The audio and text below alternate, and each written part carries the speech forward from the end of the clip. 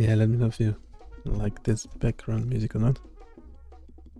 This is brought to you by the Google DJ Music Effects.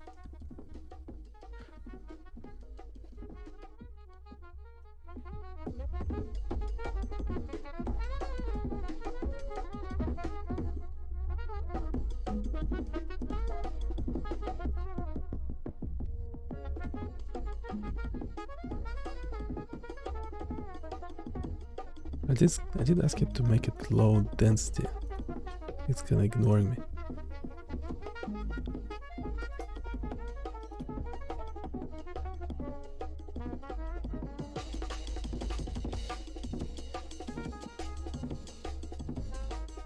I think it's now even higher.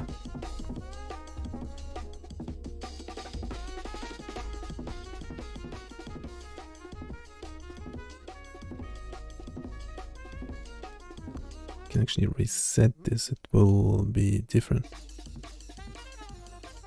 Is it any better? I think it's ignoring some of the instructions.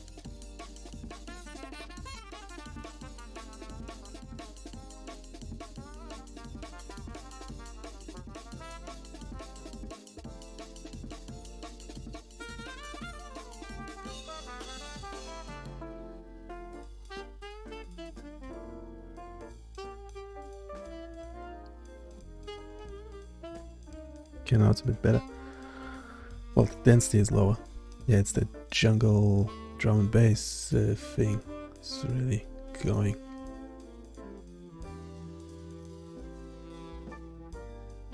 Might get rid of it later when editing into videos. I don't know, let me know what you think.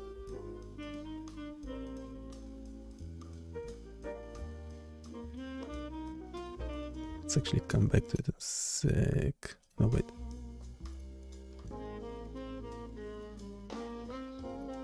Yeah, as per usual, there's a human in the loop. You have any questions? Go for it. Well, when I say questions, I mean primarily around this website. Pop the link in the description.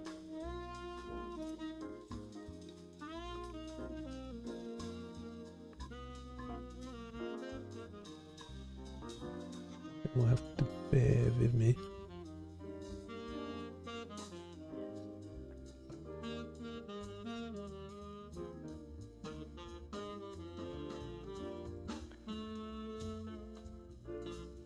Pull out the link to this live stream. I'm mostly active on LinkedIn. Actually, most of my traffic is on LinkedIn, so I'll try posting it up there, see if anyone likes to join in.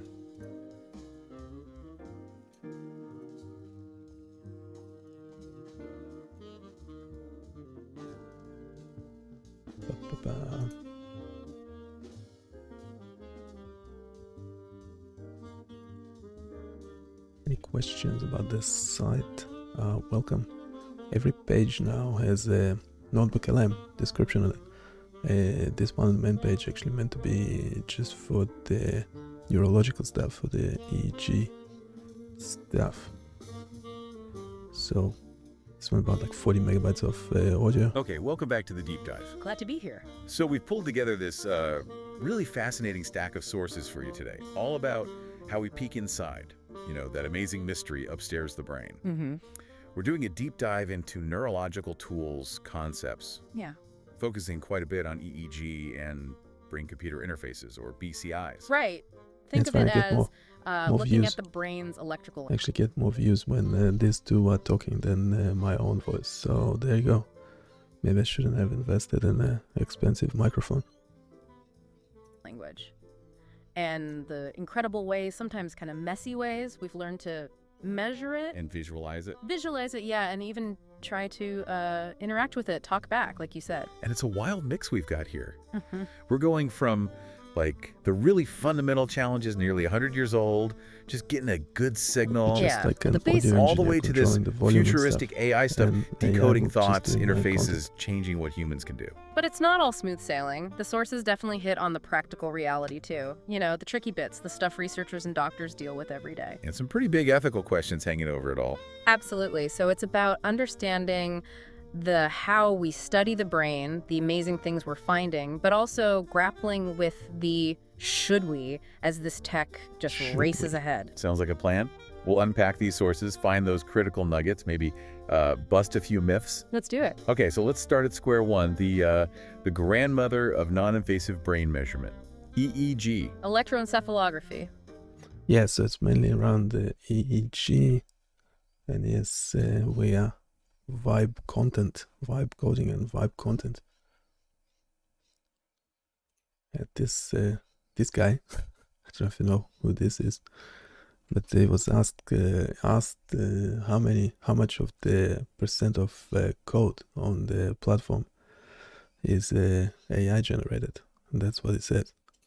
Nothing is greenfield in many cases. And so therefore, I would say maybe at this point, the PR, oh, by the way, code reviews are very high. So in fact, the agents we have for reviewing code.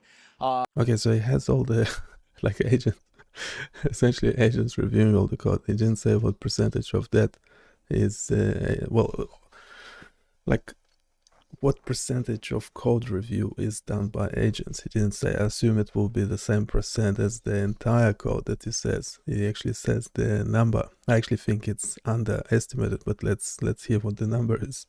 That usage has increased. And so I'd say maybe 20-30% of the code that is inside of our repos today in some of our projects are probably all written by software. Sam, we did a Yeah. 20-30%. So, and code review is done by agents. Yeah, and I think that number must be way underestimated. Will be heaps more. Well, because, well, first of all, as a manager, whatever, CEO, whatever he is, he wouldn't know. He literally wouldn't know. Then, yeah, and this is one of the tools, right? So, so using GitHub Copilot, it's not regular Copilot, it's the GitHub Copilot, because the regular Copilot, whatever, gives you access to a certain model. This one gives you a drop down of various models. So, well, essentially all the major models are there: Claude, Gemini, and GPT. So then now they also changed the interface quite a bit. Before you had like 2 tabs, one for chatting and one for editing. Now you have 3 of them, and they are hidden down the bottom there. Instead of tabs, selection window, and you can ask. When you ask, you have more models available to you. That's a new button as well. Obviously, every button. They actually have Grok and Llama. Unexpected. Unexpected error. Okay, that's interesting. Very interesting. Well, is it? Retry? No, cancel. Cancel. Anyhow, they have those. So in theory, the idea was that you could add more models. So when you click Gemini, yeah, it's asking you for Gemini API key. Okay, but we have it over here, Gemini 2.0 and 2.5, and we have Gemini as well. So we're paying for whatever the 20. Currently, it's I think it's $16. Get quite a bit out of it. Now you can generate audio within the thing as well. So in here, you gave it did a deep research on multimodal data sets. So we're always searching for good data sets. If you have any good data sets, do let me know. Yeah, everything we do eventually available on BioniChaos.com. Go check it out. By the way, if there's no human interacting, we'll bring another AI to talk to. So currently, I'm just talking to myself. Hopefully I'm using the correct microphone as well. Yeah, it seemed to be using correct microphone. There's about 3-4 second delay. So if you ask a question, you have to be a bit patient. Eventually, we will be diving into data. We have this data set about 9 gigabytes of EEG data that will be essentially, again, giving one of those models, or all of the models, see which one can do better, but giving the models, well, probably not all the data. I know Gemini can take quite a bit of tokens, but yeah, we will see how we go with that. There should be some standard way of processing data like that, as indicated in the new blog that we have. So I'm jumping around quite a bit. You have to bear with me. So we have this, yeah, 2 blogs. One, they're both published, I think. I'll deploy the website later on. So essentially everything we do, everything you see on the screen, you have access to on the site.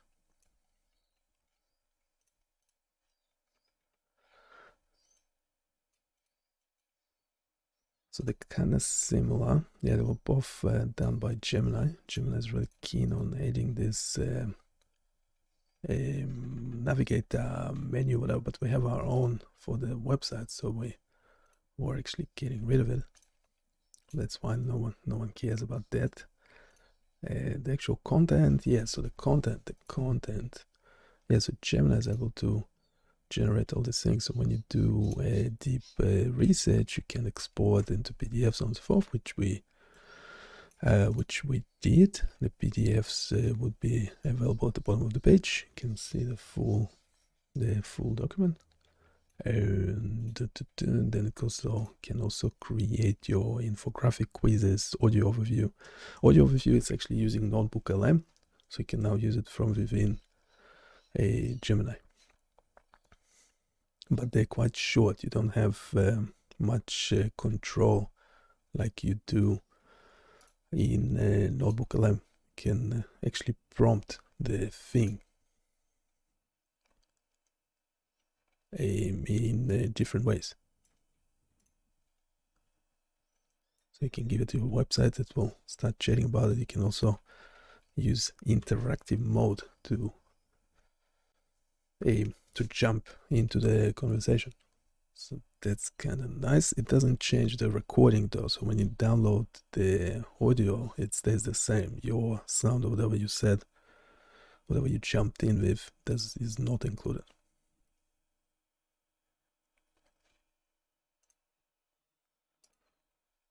Okay, I think I'm probably talking too much. We might bring in one of the robots.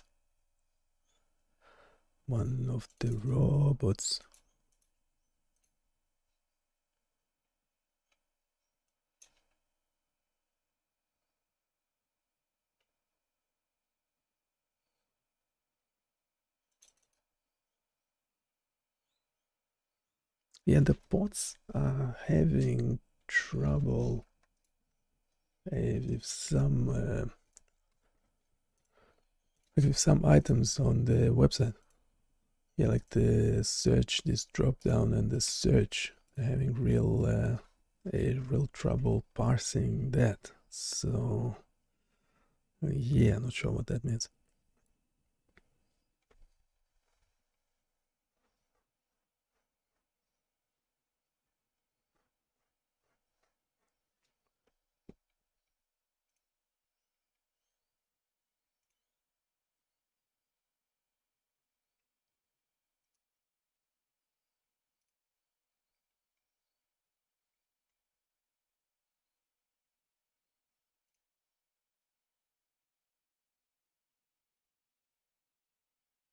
What? It already generated the quiz. Yeah. Let's regenerate a new one or something.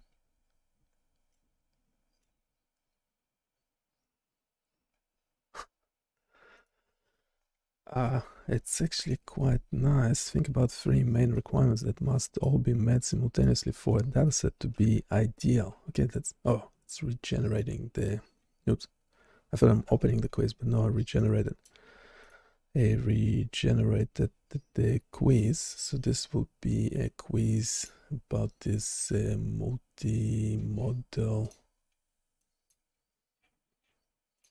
one of those blogs. So information in this blog.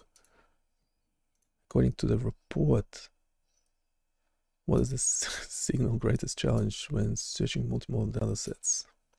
And it will give you a hint. The ideal dataset needs to satisfy 3 distinct types requirements simultaneously.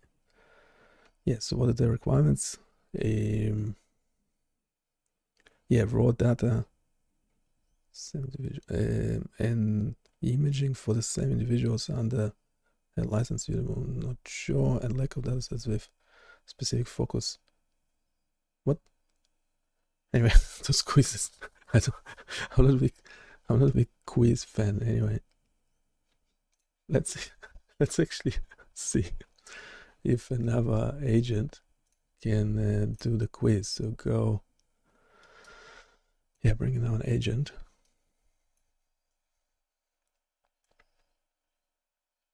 A Gemini 2.5 Pro.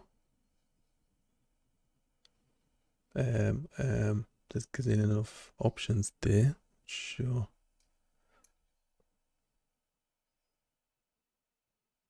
Oh, 6.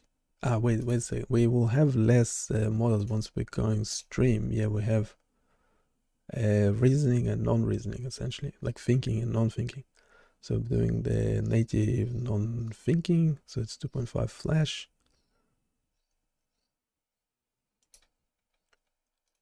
And we had a good success. What was it last time?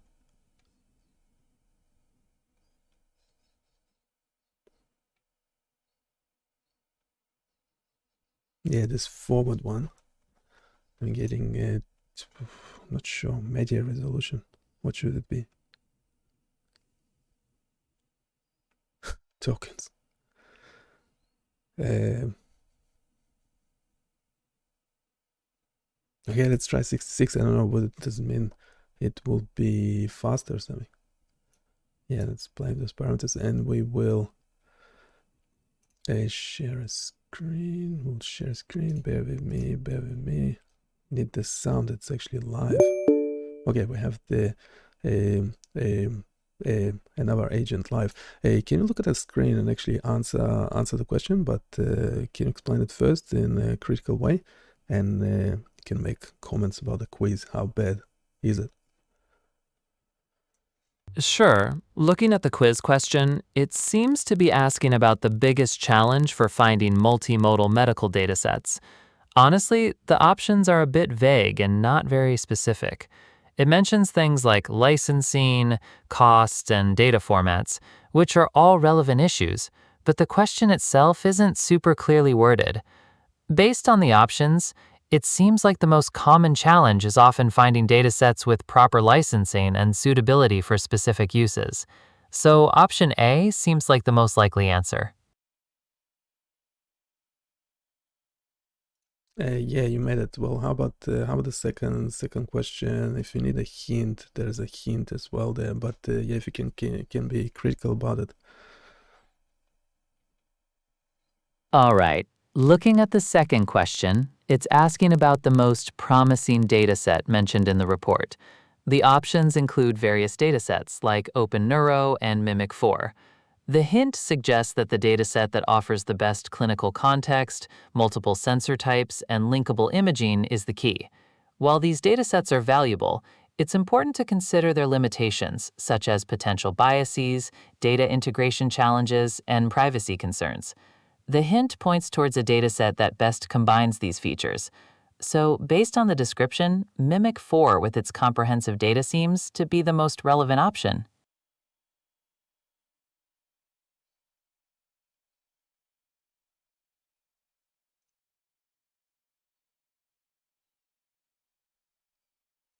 Okay, can you do the next question? Can address the can look at the hint as well, and can you be critical and fun? Any funny comments are welcome.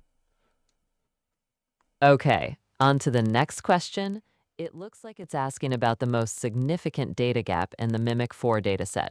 The options mention different types of missing data, like EEG signals, ECG signals, and linked imaging data. The hint suggests that the lack of consistent reports is a major limitation. Honestly, the fact that a specific type of consistent data is missing is a pretty significant drawback, especially for a dataset meant for complex research. So, considering the hint, the lack of consistent reports seems like the most significant data gap.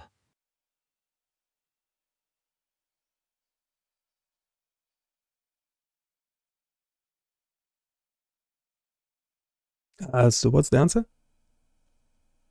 Based on the hint and the context of the question, the lack of consistent reports seems to be the most significant data gap in the MIMIC-4 dataset.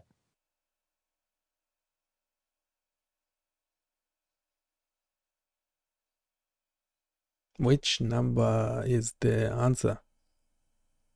The answer is option A, lack of systematically collected raw EEG data for the same cohorts.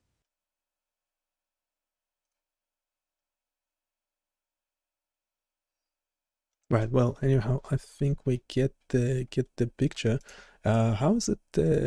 Can you look at this website? I'll turn on featured tools. No, neurological tools. Let me know how is it. How questionnaire like that is relevant to a website like this. If you can have a look. Don't mind just being highly critical.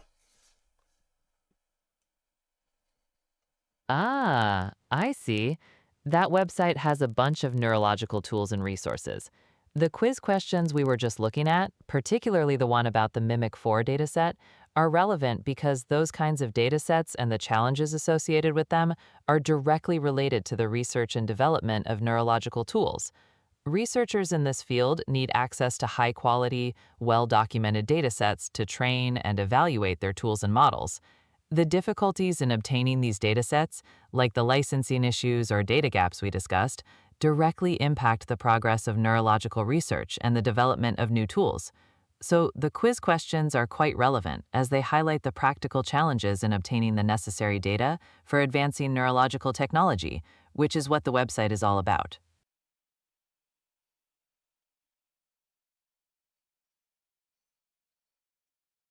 And just a quick comment: how does are these data sets? So in this table, so the following data sets, how are they? How do they compare to the data sets on this new page? This one here. Okay. So the data sets in the table are a curated selection of EEG data sets, focusing specifically on neurophysiological measurements. They vary in terms of the type of data collected, the number of subjects, and the licensing. On the other hand, the data sets on the newer page, like MIMIC-4 and OpenNeuro, are generally more multimodal, combining different types of data, such as clinical records, imaging, and physiological signals. They often provide a broader view, but can also be more challenging to work with due to their complexity and potential data gaps.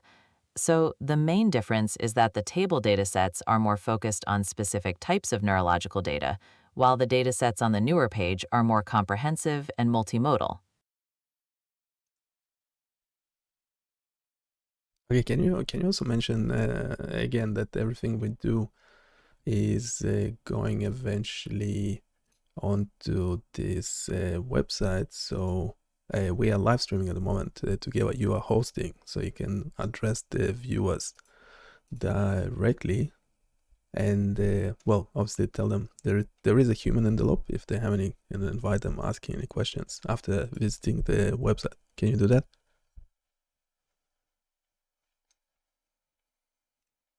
Absolutely.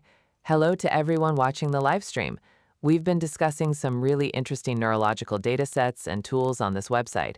If you're interested in learning more or have any questions about the datasets, tools, or anything we've discussed, please feel free to ask. There's a human involved in this conversation, so we'll do our best to answer any queries you might have. Your engagement is valuable, and we're happy to discuss these topics further with you.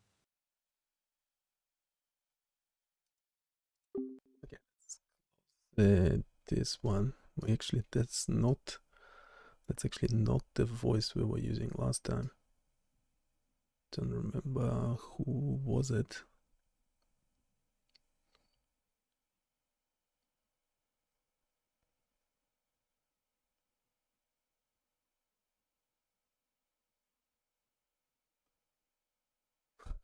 This breathy. No, we don't want breathy. Okay, now that we are talking about it, let's try the breathy voice. Seems that the 66 tokens per image are sufficient enough. It's responding quite quickly. And this one is an interesting one because supposedly it's only recording footage from your screen only when you are talking to it. So supposedly this one lets Gemini send audio and video when speech is not detected. I'm not sure if it can do the audio is coming from the microphone, or is it or can it also do like audio from the screen? So can it essentially watch a YouTube video or something? You might try it with Nadella. Can bring Nadella as a co-host, can we? Let's actually do the question. I'm just wondering, hopefully it's not get flagged by copyright or something. Hey, this is another YouTube channel.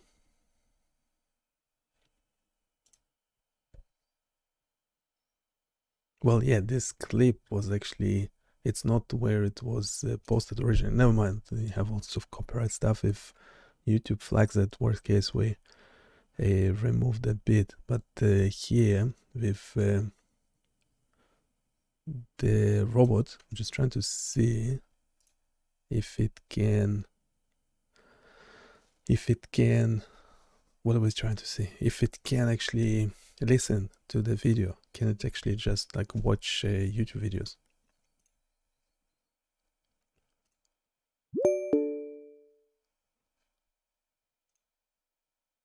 So if I remove my microphone, just play that bit. It has increased. And so I'd say maybe 20-30% of the code that is inside of our repos today in some of our projects are probably all written by software. Sam,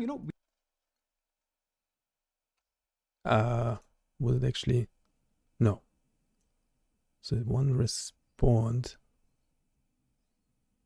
That's interesting. Okay, can you actually listen to like a few seconds of this video and let me know what you think? Is that possible? Can you listen to the audio as well? Yes, I can definitely listen to the audio from the video. Just play a few seconds and I'll let you know what I hear. So in fact, the agents we have for reviewing code, that usage is increased. Are you listening and so I'd say now? maybe Can you listen 20-30% to the of the video? code that is inside of our repos today in some of our projects are probably all written by software. Sam, we did a podcast with Kevin.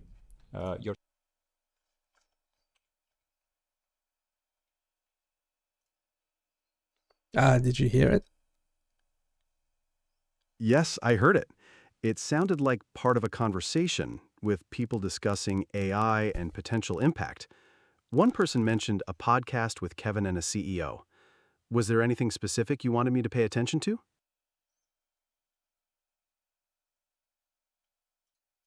What on earth? Where did it get that? Wait a second. Okay, let's play it again. Okay, I'll play the few seconds of the video again. Can you just listen to it? I'm not sure if I have to but as keep I said, talking. nothing is greenfield. I understand. In many cases. Please play the video again, and I'll listen carefully to the audio. Let me know when you start playing it. Okay, I'll start playing it now. Are you ready? Yes, I heard it again. It's the same conversation about AI and its impact with mentions of a podcast and a CEO. What would you like to know about it?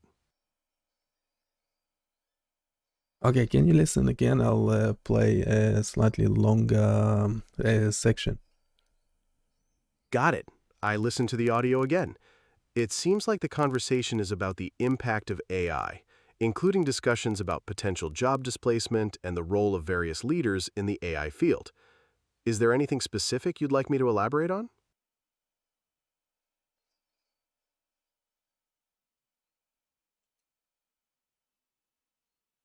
Can you just listen to the conversation? I'm playing the video now. I don't know if you can in many just cases. listen And so to it. therefore, I would say Just maybe keep at this listening. point, Keep listening. the PR, Keep by the way, listening. code reviews are very Keep high. listening. So in fact, the agents we Keep listening. have for reviewing code, Keep listening. that usage is listening. increased. And so I'd say maybe 20, Keep 30% listening. of the code that is inside of our Keep repos listening. today in some of our projects are probably Keep listening. all written by software. Sam, Yeah, okay, Yes, that's it. What was it about?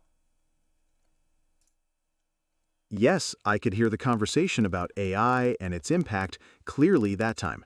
It seems like the speakers were discussing the potential impacts of AI on jobs and the roles of key figures in the AI industry. Was there anything else you wanted me to focus on? Okay, what percentage was mentioned? There was some numbers mentioned. What are they? The speakers mentioned a figure of 10 to 20%, referring to the potential job displacement caused by AI. That was the percentage that was mentioned in the audio. No, that's incorrect. Apologies for the error. Could you please play the relevant part of the audio again? I'll focus on the percentage mentioned.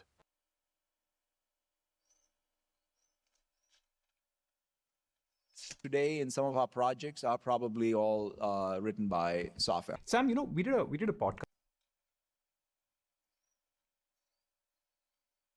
For new greenfield, it's very, very high. But as I said, nothing is greenfield in many cases. And so therefore, I would say maybe at this point, the PR, by the way, code reviews are very high. So in fact, the agents we have for reviewing listening? code, that usage is increased. And so I'd Yes, say maybe I'm 20, listening. 30% of Please the code play the that is audio again. inside of I'll It's make sure to hopeless. catch the Wait.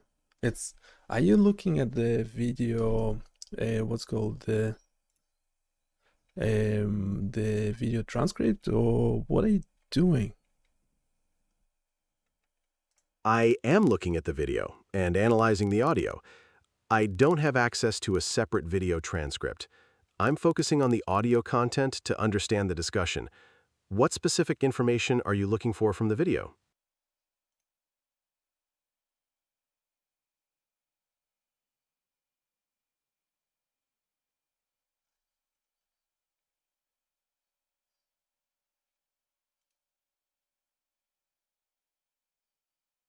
Yeah, I'm really not sure how this thing works. So are you looking at the transcript of the video,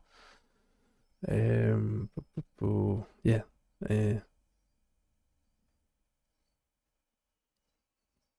Okay, I've reviewed the audio again.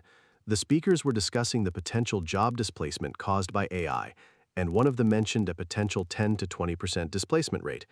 They were also talking about the need for fact-checking capabilities for AI tools. Is there anything else I can help you with regarding the video?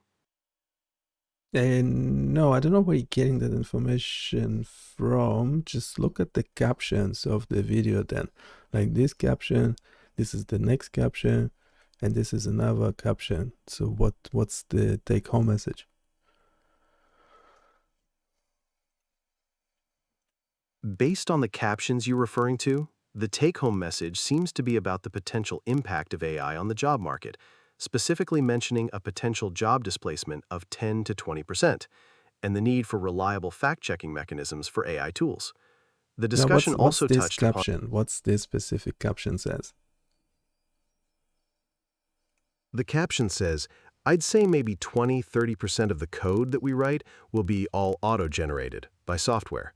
This suggests the speaker believes a significant portion of future software code could be automated by AI. Well, right, that is correct. I'm not sure why it took us so long to get there. This website, for example, how much of the code on this site, so for example, this simulation, can you quickly review it and tell me how much of the code was generated by AI, you think?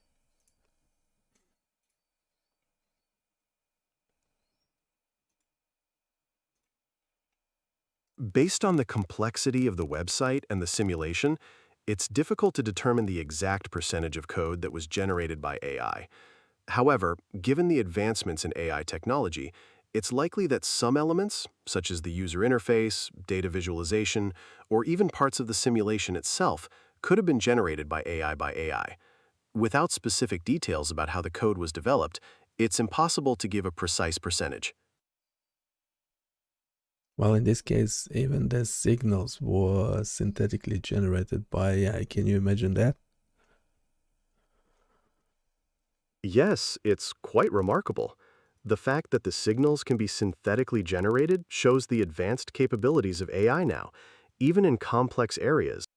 Can you be highly critical about this and about this application that you see, and any issues about something like this developed by AI? What are the major problems? While the synthetic signal generation is impressive, there could be potential issues regarding the accuracy and reliability of the simulated data. It's crucial that the synthetic signals accurately reflect real-world data to avoid misinterpretations or incorrect conclusions. Additionally, the complexity of the simulation might make it challenging to ensure its comprehensive and accurate representation of real-world scenarios. There might also be concerns about the transparency and explainability of the AI algorithms used for signal generation, especially in medical applications, where understanding the underlying processes is critical. Okay, can you act as an ECG waveform expert? Sure, I can act as an ECG waveform expert. I'll do my best to provide information and analysis regarding ECG waveforms. What would you like to know? So you were asking how the waveforms were generated. So we have a basic JavaScript code that does the generation. Do you think they are correct as well? From an expert perspective, the basic JavaScript code can generate fundamental ECG waveforms. However, the accuracy and complexity of the simulated waveforms depend on the sophistication of the code itself. To assess their accuracy, it would be necessary to compare them to real ECG waveforms and ensure that they accurately represent various cardiac rhythms and anomalies. Without examining the code itself and comparing the generated waveforms to clinical standards, I cannot definitively say if they are entirely correct.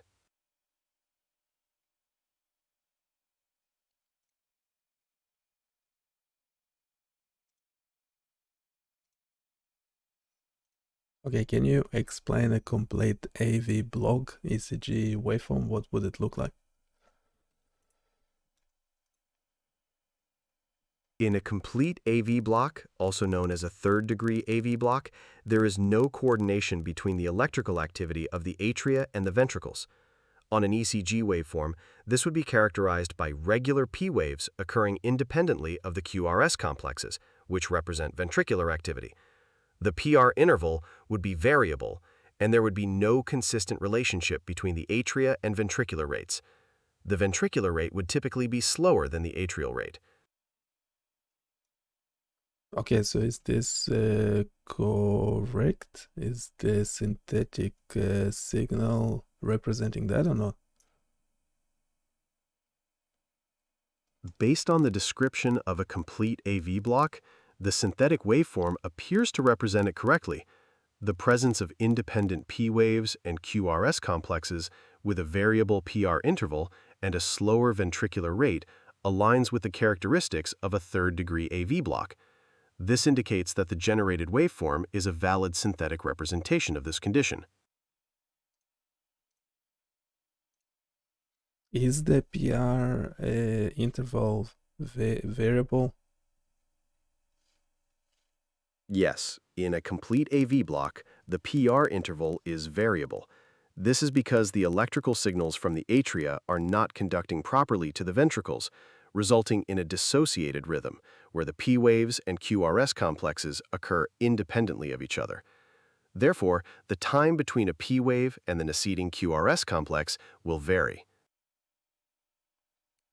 So in this synthetic data, the PR is very low, and it's all the same. Is that what we're referring to? Yes, if the synthetic data shows a consistently very low PR interval and no variability, that does not accurately represent the variable PR interval that is characteristic of a complete AV block. In a complete AV block, the absence of coordination between the atria and ventricles leads to irregular PR intervals, not a consistently short one. Can you find a reference for this, like a textbook image for complete AV block? Like, what would it look like? While I cannot directly access or display images, I can describe a typical textbook representation of a complete AV block ECG waveform. You would see regular P waves occurring at a consistent rate, while the QRS complexes would also appear regular, but with a slower rate that is dissociated from the P waves. The key feature is the variable PR interval, indicating that the electrical signals from the atria are not conducting consistently to the ventricles. There would be no fixed relationship between the P waves and the QRS complexes.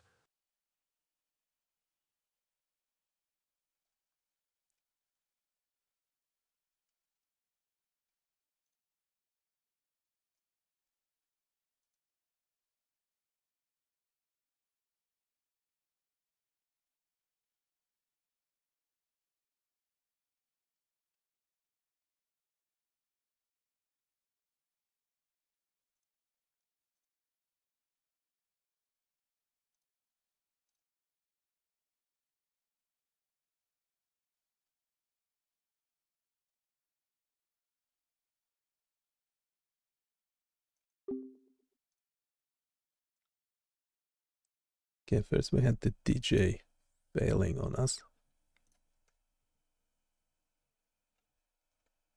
That's not cool.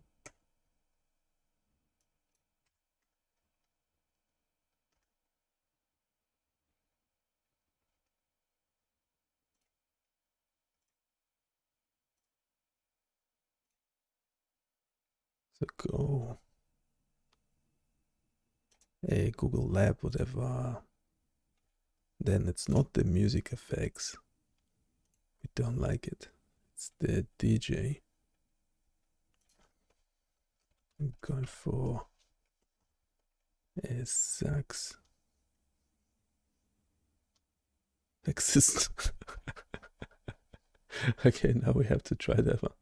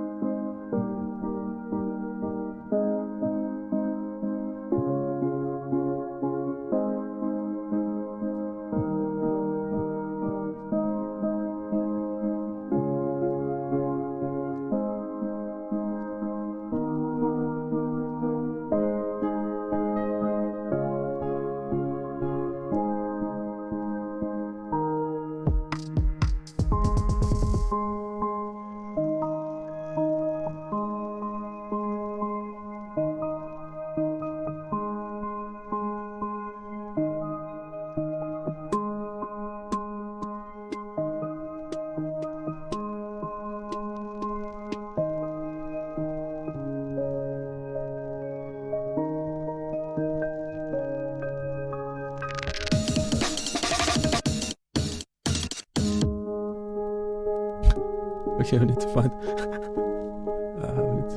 the right ratio for it.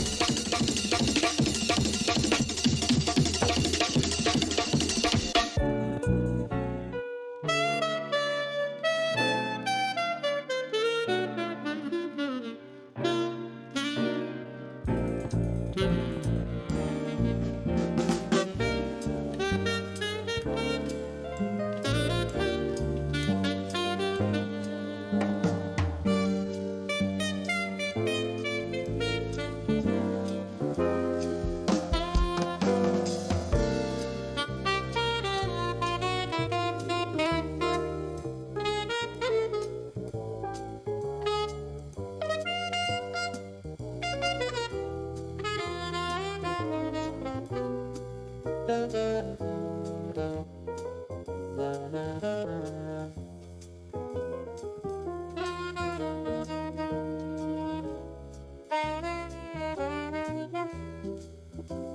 you show it's hallucinating a bit? That's what a musical hallucination will sound like.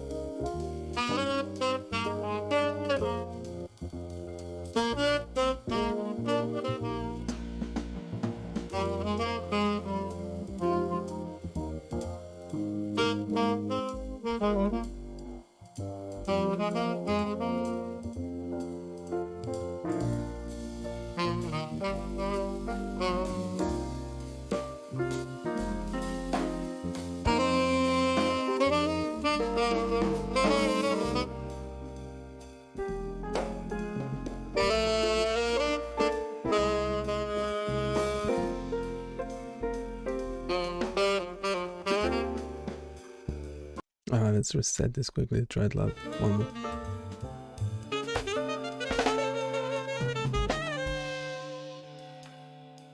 It sounded like an end of a song or something.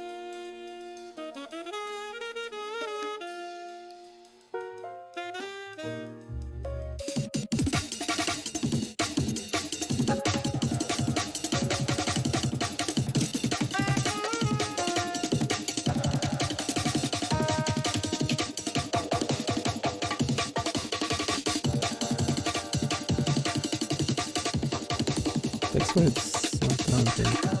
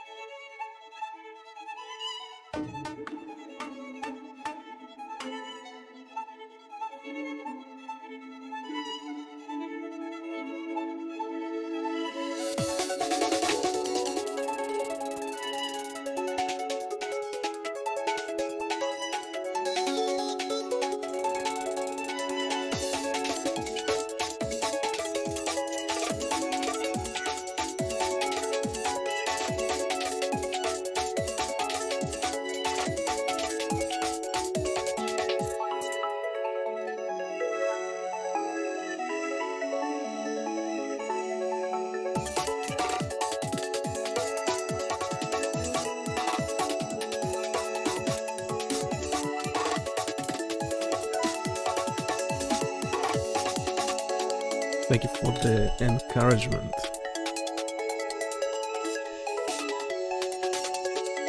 Keep building and growing. Yeah, well, yeah, you too.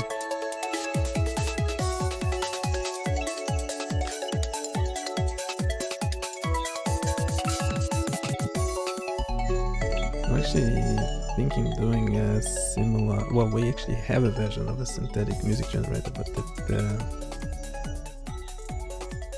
well, it's not as advanced as Google's one, but it's also not hallucinating. Not hallucinating as much. Got like a couple of versions of it as well. Obviously, everything is related to biomedical data science, doesn't it?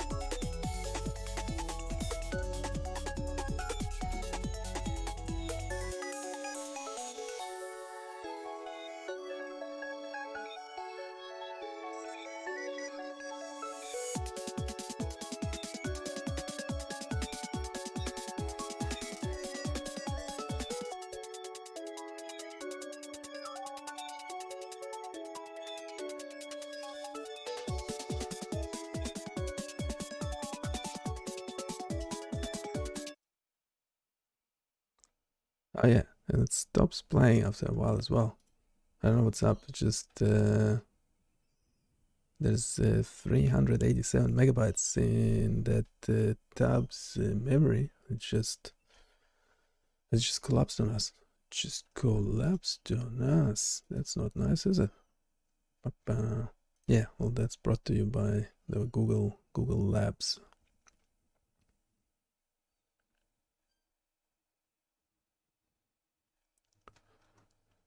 It brought you to you by Google Labs.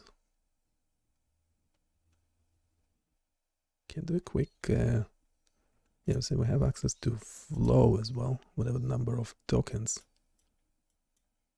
And keep updating everything on like a daily basis. Good luck keeping up.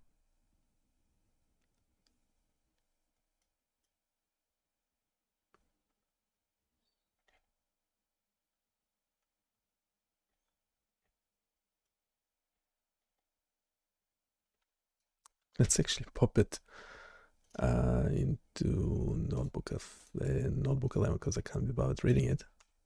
Surely it will be a quick one to review. That's about the VO3. Just do text.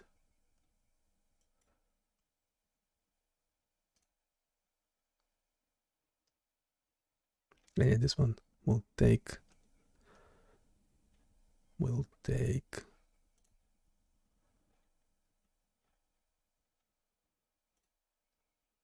Can you be highly critical about the text and say what's not working? Don't mind you being funny. Dark humor is more than welcome. Let's see if it actually listens to the prompts. Generate it quick.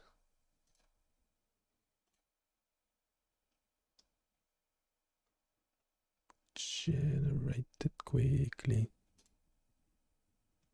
Yeah, that's what we did before. So, you know how BioniChaos.com is developed with AI? Yeah, I love the awkward pauses at the So, end. you know how... Well, those. apparently those biomedical data simulations are now just popping into existence all by themselves. Well, apparently those biomedical data simulations are now just popping into existence all by themselves. Well, apparently those biomedical data simulations are now just popping into existence all by themselves. Really, who needs human oversight when the machines are so creatively chaotic with our health data? Yeah, I didn't realize it could have actually fixed Creatively chaotic with our health data. Could have fixed the audio when editing, so I just popped this three together. What are we doing on? Yeah, we can generate was it 100 tokens, so it's worth when you go VO3. Okay, there's another one now. Fast VO What? Quality? Quality? Fast. We don't mind fast. How many tokens? Are we talking about 20? 20 credits. That's not bad. Quality is still 100. Text to video. Okay, so they essentially made a cheaper model. Now we also need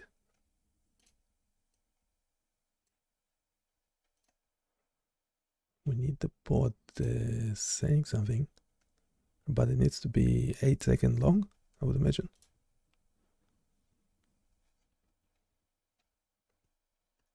Needs to be 8 seconds long.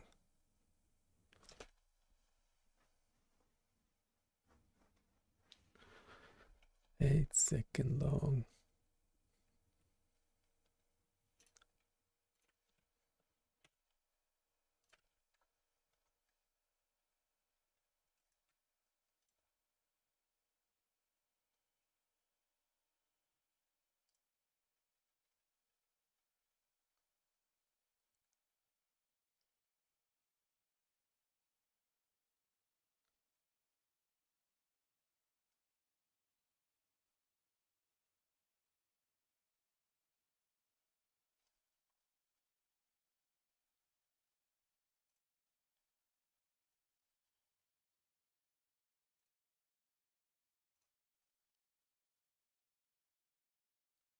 I can generate text that could be spoken in 8 seconds, saying how synthetic data is so bad and useless.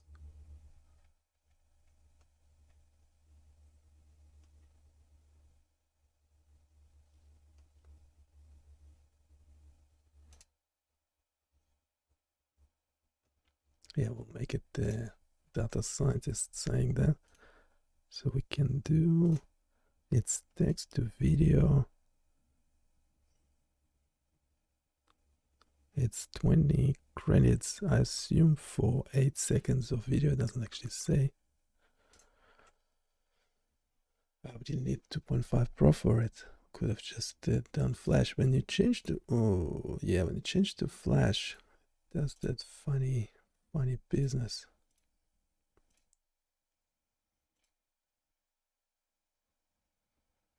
Does that funny business.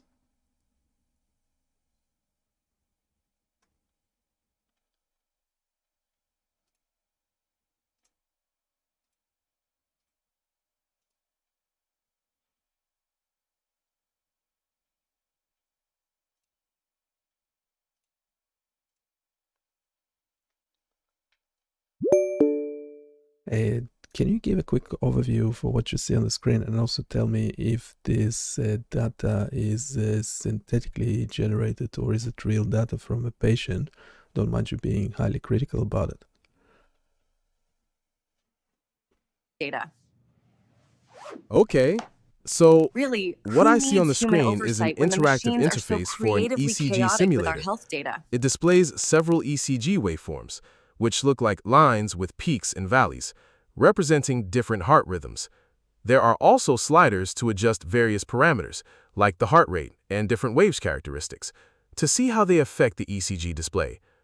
The title of the page suggests that this simulator is for exploring irregular heart rhythms, like atrial fibrillation. Based on the information provided and the interactive nature of the display, this data is likely synthetically generated to simulate different ECG patterns for educational purposes, rather than being real data from a patient.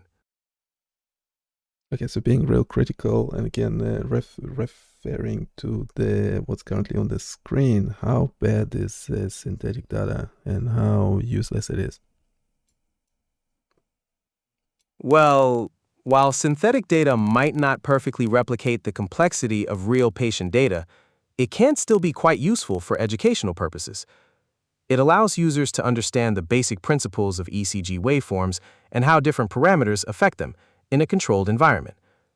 It can be a valuable tool for learning about various ECG patterns and understanding the basics of heart rhythms. However, It's important to remember that real patient data is often more complex and can include artifacts and variations that might not be present in synthetic data. So, while it's a good starting point, it doesn't fully replace the experience of working with real patient data.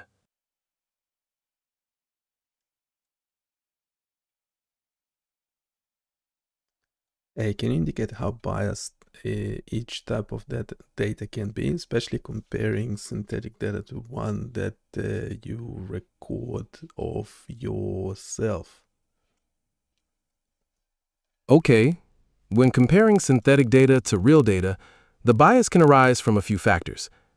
Synthetic data is often generated based on specific models or assumptions, which might not capture the full range of variability or complexities present in real-world data. This can lead to a bias where the synthetic data might not fully represent the nuances or unexpected variations found in individual patient recordings. On the other hand, data recorded from an individual is inherently biased by that individual's unique physiological characteristics, health conditions, and any specific events occurring during the recording. This means that the data might not be representative of the broader population or other individuals with different conditions. So, while synthetic data might lack the complexity of real data is inherently biased by the specific individual or situation from which it was collected. Both types of data have their own limitations and potential biases that need to be considered when interpreting the information.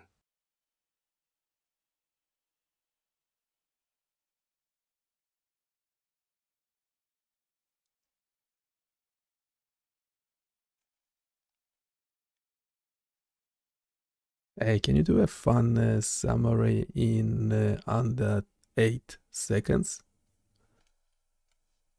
All right, check this out. This ECG simulator is like a virtual heart rhythm playground, letting you tweak the waves to see how cool they dance. It's a neat way to learn about heartbeats without being real. Now I want you to be critical under 8 seconds and make it stand alone. Don't refer to this simulator. Honestly, this simulated data might not fully capture the real-world complexities, potentially misleading those trying to understand real patient conditions. It's no substitute for the real deal.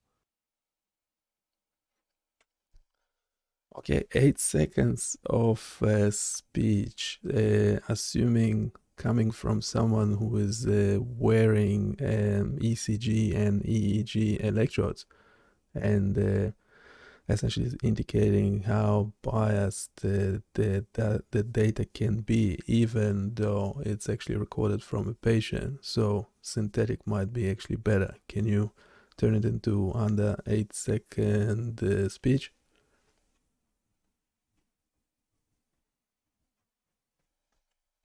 Even real patient data is biased by the sensors and individual differences, making it potentially less reliable than controlled synthetic data, which can offer a clearer picture. Synthetic data might be better for learning.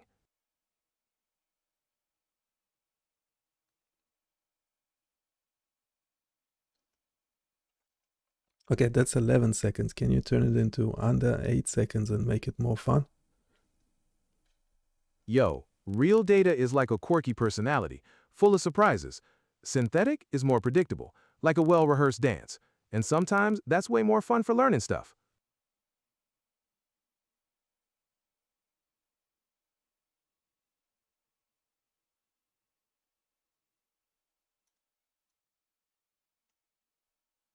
Okay, can you give me another version, but make sure it's a bit shorter, under 8 seconds. All right, short and sweet. Real data is like a wild ride, but synthetic is a controlled party, often better for learning the basics without the craziness. Okay, I do like it a lot. Wait a sec. So I have flow, text to video. I assume it's 8 seconds. Can you also set the scene with like a crazy data scientist wearing wearables, wearing like an ECG on EEG or EEG cap or both? Picture this, a lab buzzing with quirky data scientists, all wearing cool headsets with ECG and EEG caps, looking like they're about to crack the code of the universe. They're surrounded by screens with brainwaves and heart rhythms, excitedly discussing how to make the most amazing, albeit maybe slightly biased, datasets. It's a scene where science meets pure, unadulterated curiosity, with futuristic equipment blinking in the background. Okay, can you change it so simplify it and make it just one person in a lab or something? Got it. Imagine a lone data scientist in a high-tech lab wearing a futuristic headset with ECG and EEG electrodes. They're intently focused on a monitor displaying brainwaves and heart rhythms, surrounded by glowing screens, deep in thought about crafting the perfect datasets. It's a picture of focused innovation in a cutting-edge environment.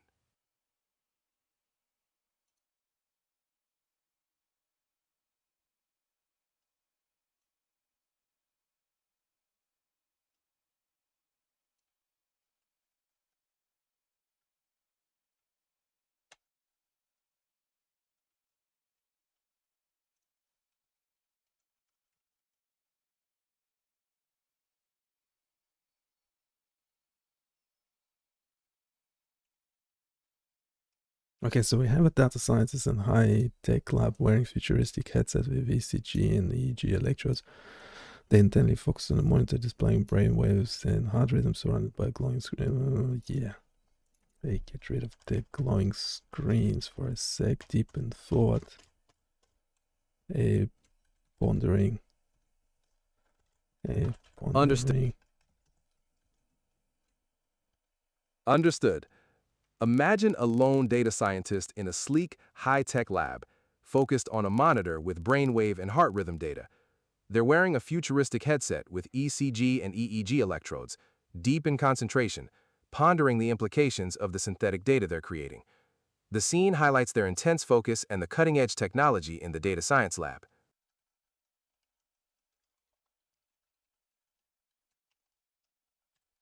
Okay, so we have the data scientist. That's all set. And it's saying real data is like a wild ride, but synthetic is controlled body, often better for learning the basic without the craziness. Yes, that captures the contrast. It highlights how real data can be complex and unpredictable, like a wild ride, while synthetic data is more controlled and predictable, like a controlled party, making it useful for learning the basics. Okay, so can you look at this prompt for VO3 8-second video with sound and suggest any improvements? Or rewrite the whole thing, maybe? Sure, how about this rewrite? Create an 8-second video scene with a data scientist in a high-tech lab wearing a futuristic headset with ECG and EEG electrodes. Show them intently focused on a monitor displaying brainwaves and heart rhythms, immersed in analyzing synthetic data. Include sound to enhance the scene. This provides a clearer description while keeping it concise.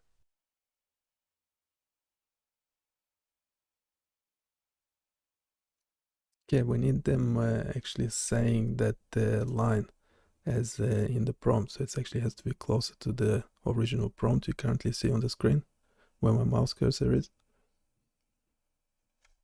Got it. How about this? Create an 8-second video scene with a data scientist in a high-tech lab, focused on a monitor displaying brainwaves and heart rhythms.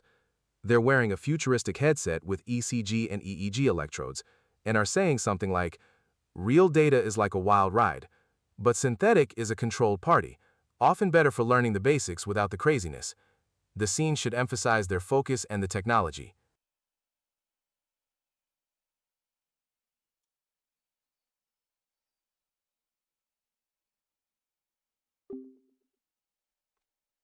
Okay, we lost the prompt engineer, so just have to go with what we've got.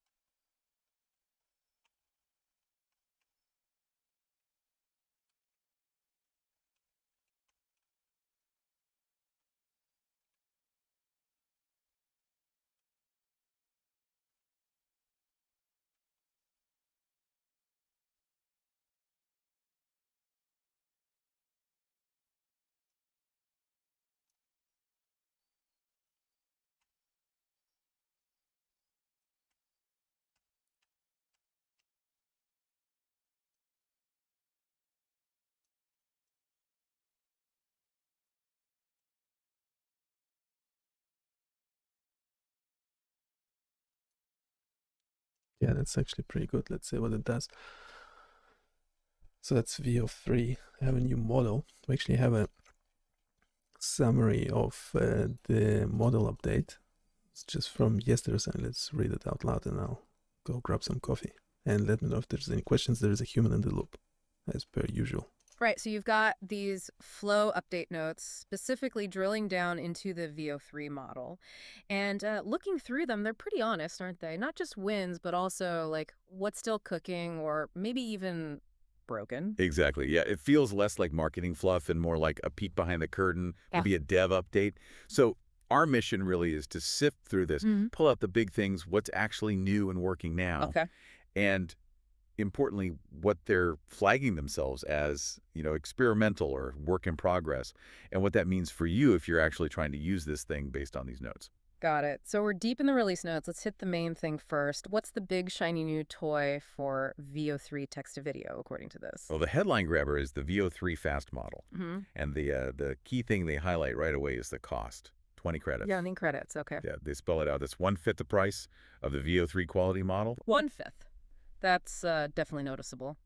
Okay, so VO3 quality does text to video and also that first frame to video thing, but this fast one is only text to video, the notes say. Correct. Strictly text to video for fast. And that kind of leads us straight into what's missing, doesn't it? Ah, yeah. The omissions. The notes are pretty blunt here. Those VO2 features people might be used to like extend to make videos longer, or that first plus last frame thing. Ingredients to video. Yeah. Not on VO3, not yet. They literally say they're working on bringing them soon. Coming soon. Right. The eternal promise. It even says Flow will tell you to switch back to VO2 if you try those features on VO3. Yep. Basically a big sign saying detour here. Feature under construction. So managing expectations, maybe? Or just highlighting what they couldn't finish for this release cycle? Could be. They also mentioned some name changes, apparently based on feedback. Makes sense. Yeah. VO3 highest quality just becomes VO3 quality. Simpler. And experimental audio is now beta audio. Beta audio. Still sounds pretty tentative. Well, yeah. And the notes on beta audio, especially under the audio availability heading, it reads like a warning label. Uh-oh. What's the deal there? Limitations. Glitches. All of the above, seemingly. I mean, they state clearly it's limited to VO3 videos. Okay, fine. But then they say, while they're working on improving coverage. Yeah, let's actually have a look at this. So we have a proper image. Yeah, quite like it. Yeah, we have a headset, some sort of headset. ECG electrodes, I'm not sure. Real data is like a wild ride, but synthetic is a controlled party, often better for learning the basics without the craziness. Real Yeah, data it's is like a actually pretty wild ride, but synthetic is a controlled party, often better for learning the basics without the craziness. Real data is like a wild ride, but synthetic is a controlled party, often better for learning the basics without the craziness. Okay, that's actually pretty good. Not sure what we can do with it. Well, we can download. Yeah, I'm pretty sure if we download upscaled, I tried it previously and I lost the sound. It also takes some time. Just download the original as well. Okay, that's taking some time.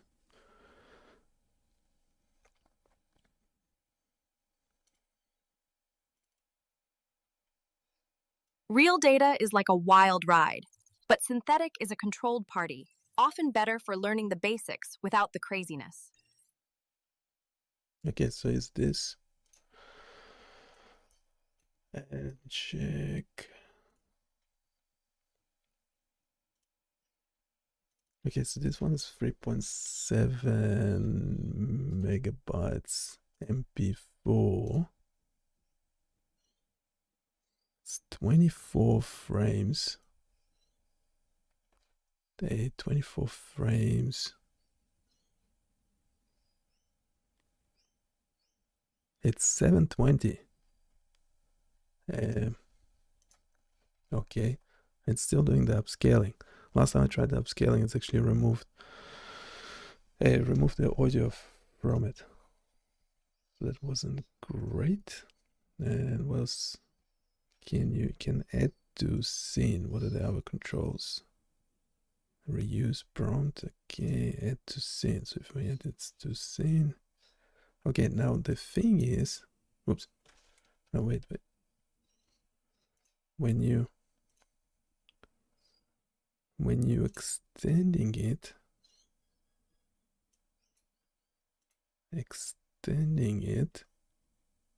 oh, it stayed on fast text.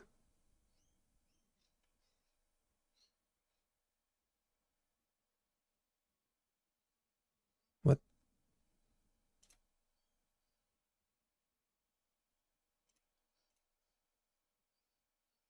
Did it download?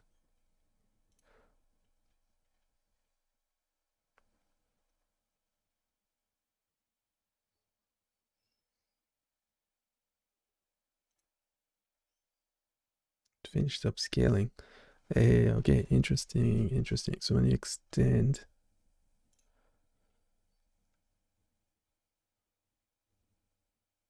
now it's 10 credits. Are you sure?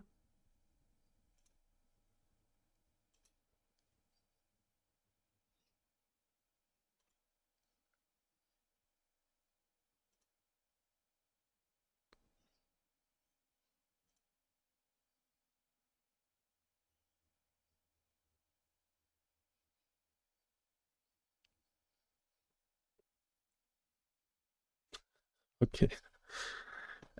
That's interesting.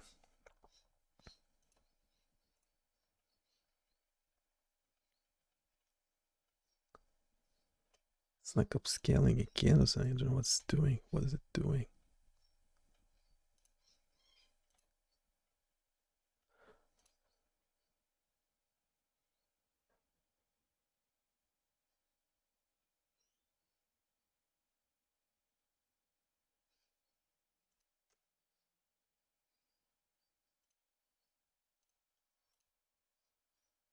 Like, can you actually... Connection failed.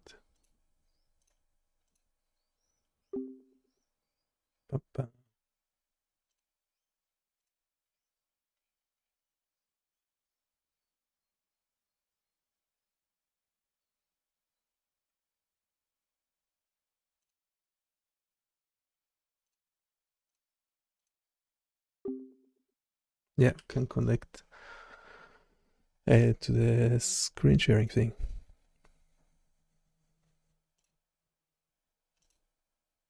There's some weird...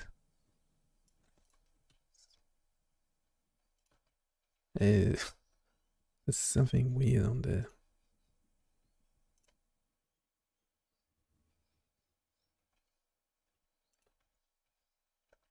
how do we go back?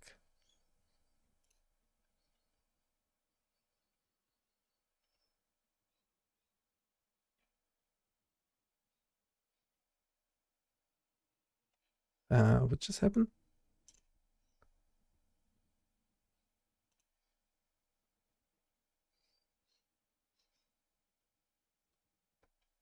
Yeah, we had 20?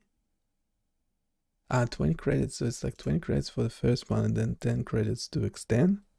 Is that correct? I'm not sure. Yeah, let's keep listening to these guys. Glitches. All of the above, seemingly. I mean, they state clearly it's limited to VO3 videos. Okay, fine.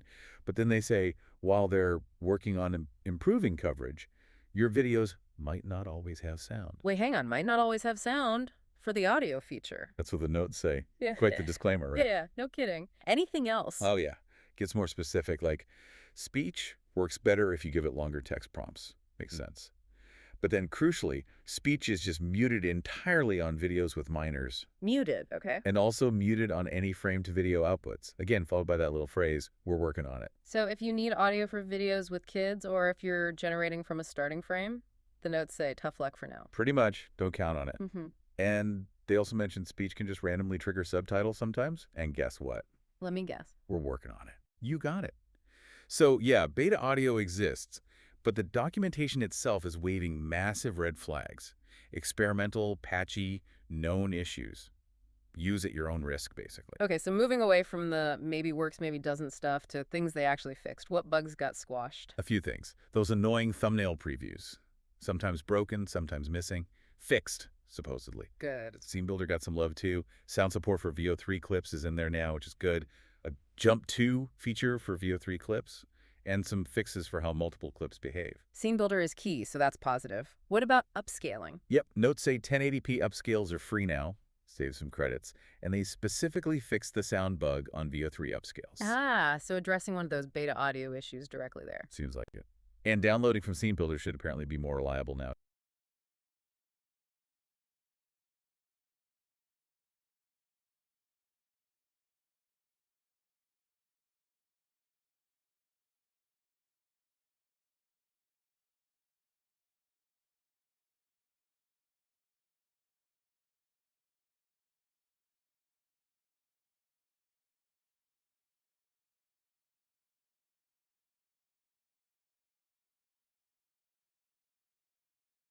Real data is like a wild ride, but synthetic is a controlled party, often better for learning the basics without the craziness.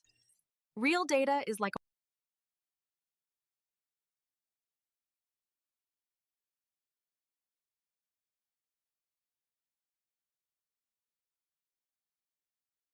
Real data is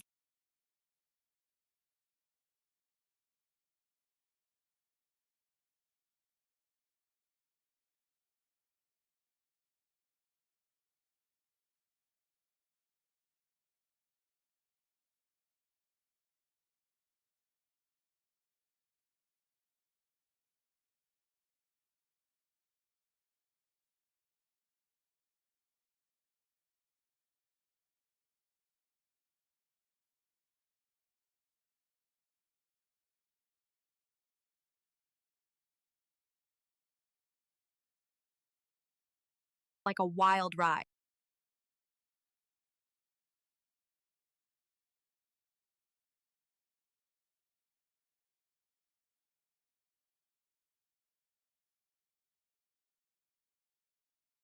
But synthetic is a controlled party.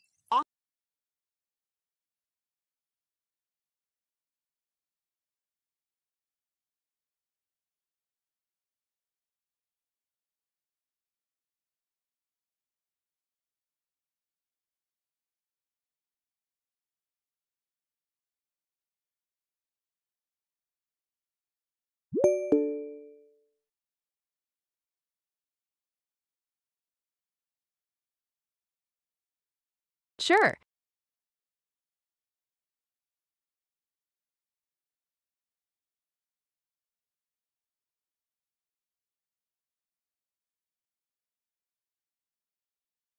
Okay, I understand.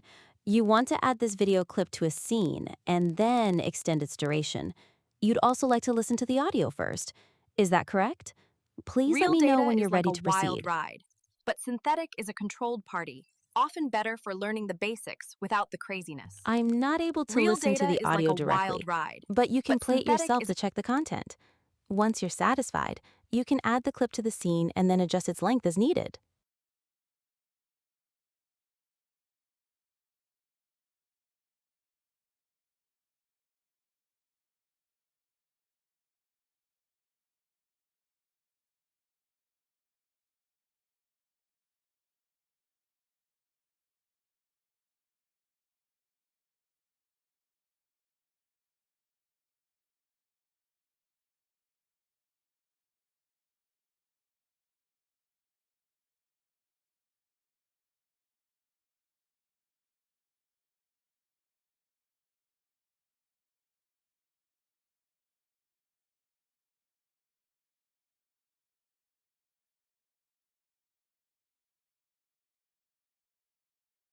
Got it. You want me to suggest a prompt where the scientist gets frustrated, removes her headgear, and says something like, "Throw all your funny biomedical wearables into the bin." How about this prompt? The scientist gets frustrated, removes her EEG headset and ECG electrodes, and says in exasperation, "Throw all your funny biomedical wearables into the bin." Does that work for you?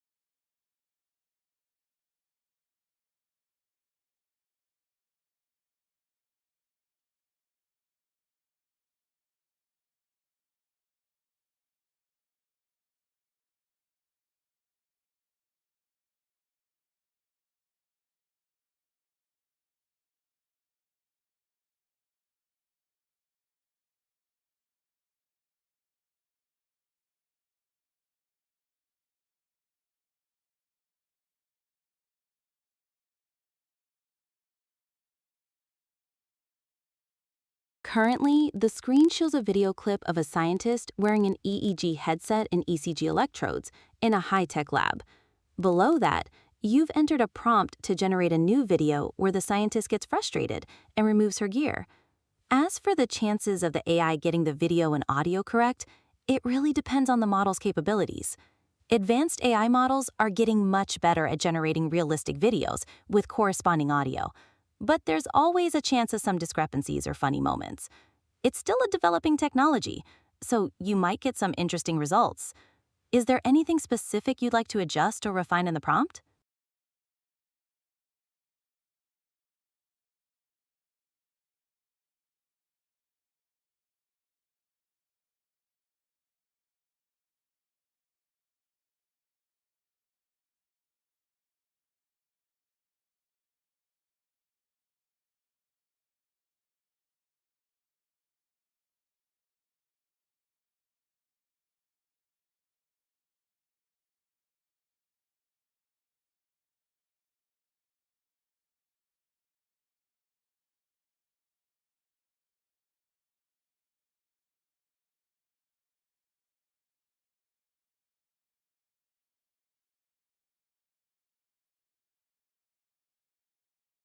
Real data is like a wild ride, but synthetic is a controlled party, often better for learning the basics without the craziness.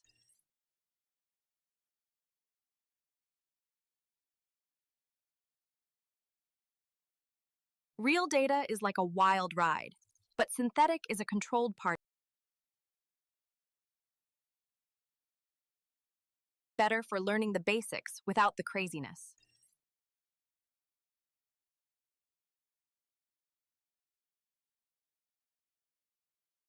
Real data is like a wild ride.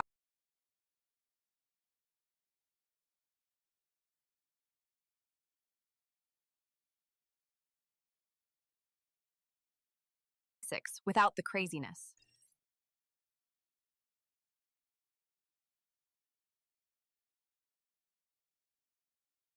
Real data is like a wild ride, but synthetic is a controlled party. Okay, Often I've better. reviewed the generated video clip.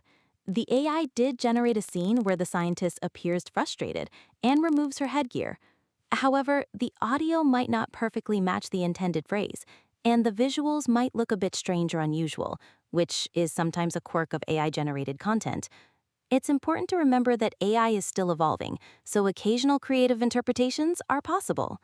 Let me know if you'd like to try generating it again or adjust the prompt further.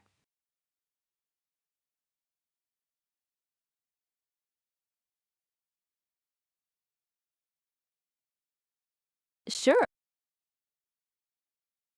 You'd like to make the current video clip a standalone prompt. I can help with that. By doing so, the system will focus specifically on the visuals and audio of that clip as the basis for any further generations without being influenced by previous prompts. Just confirm, and I'll set it as the standalone prompt.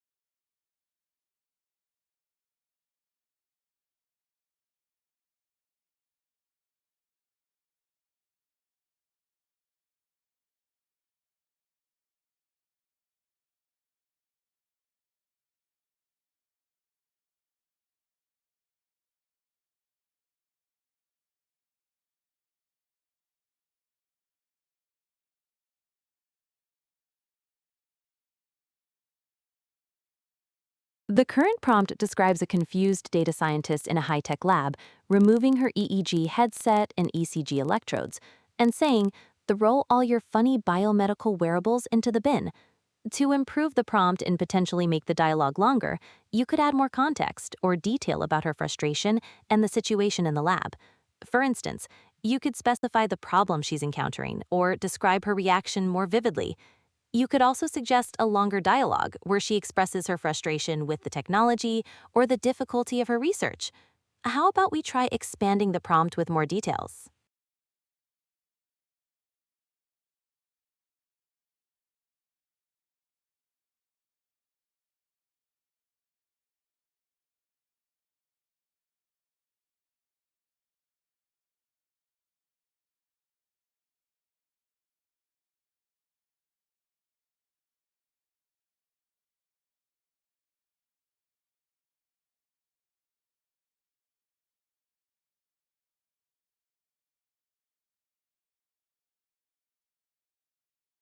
Yes, I can definitely focus on her frustration with the technology and her statement. I'll generate a video clip where the scientist emphasizes her annoyance with the biomedical wearables and clearly expresses her desire to discard them. The focus will be on her gestures and clear articulation of the phrase, making her frustration quite evident. Let's try generating that.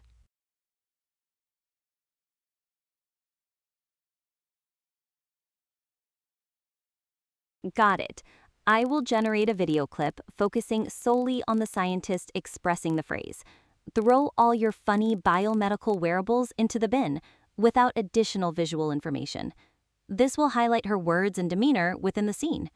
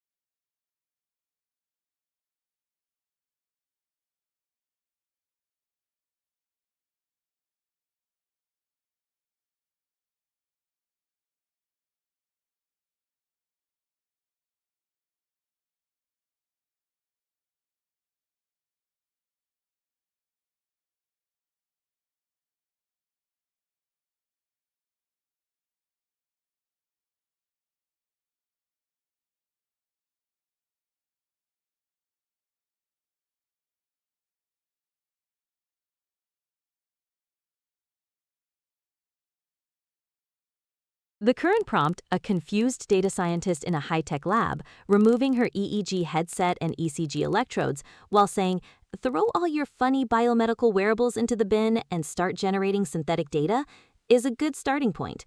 It clearly establishes the scene, the character's state, and her dialogue. To potentially improve it, you could add a bit more detail about the context of her frustration or the specific issues she's having with the biomedical wearables. Also, describing her tone or body language could enhance the scene further. For example, you could mention if she sounds exasperated, angry, or simply tired. Adding these details can make the generated video clip more nuanced and better reflect the desired emotion and the narrative.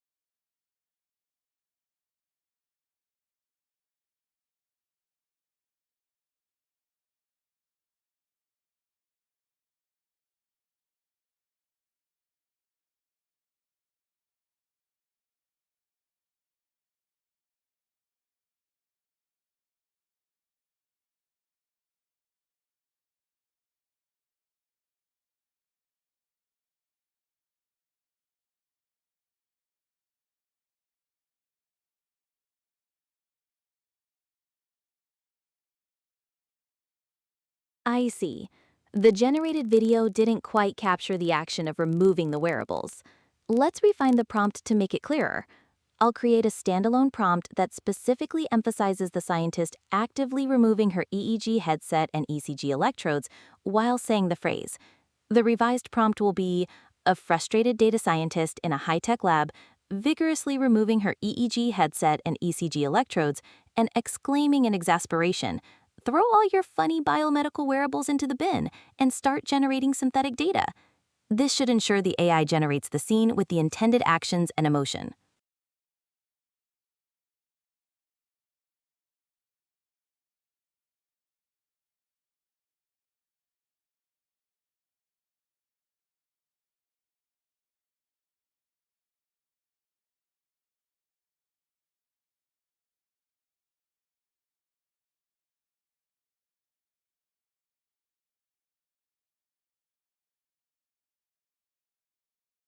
Oh no, that's definitely not what you'd want.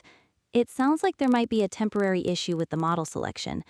Hopefully that gets resolved quickly so you can use the best model for your video generation. In the meantime, let's see if the revised prompt can still give us a better result with the current model.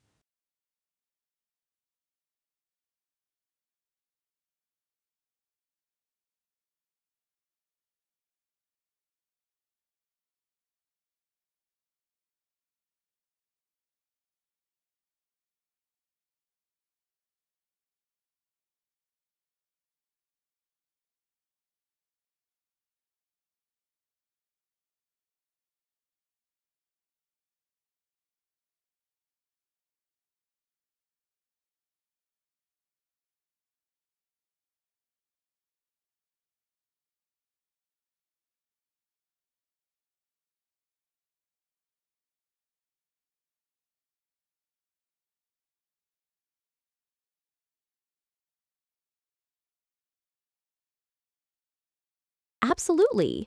This website looks like a fantastic resource for anyone interested in biomedical engineering and neuroscience, with interactive tools and simulators. It's great that you're building this platform for the community. I encourage everyone to visit the website, explore the tools, and share their feedback. Your comments and questions will be valuable for its development. Don't forget to subscribe to the channel, like the videos, and share them with others who might find them interesting. Your support really helps.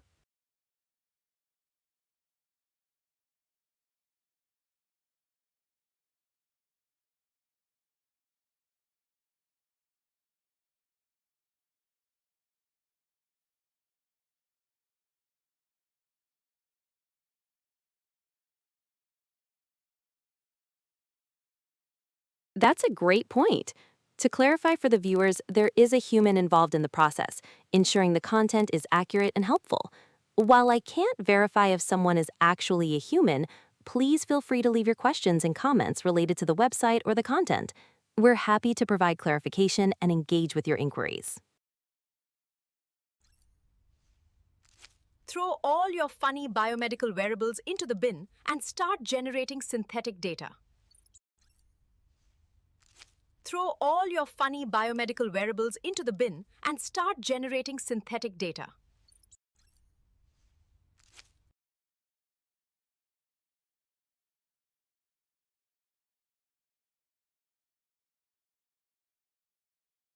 Real data is like a wild ride, but synthetic is a controlled party, often better for learning the basics without the craziness. Real data.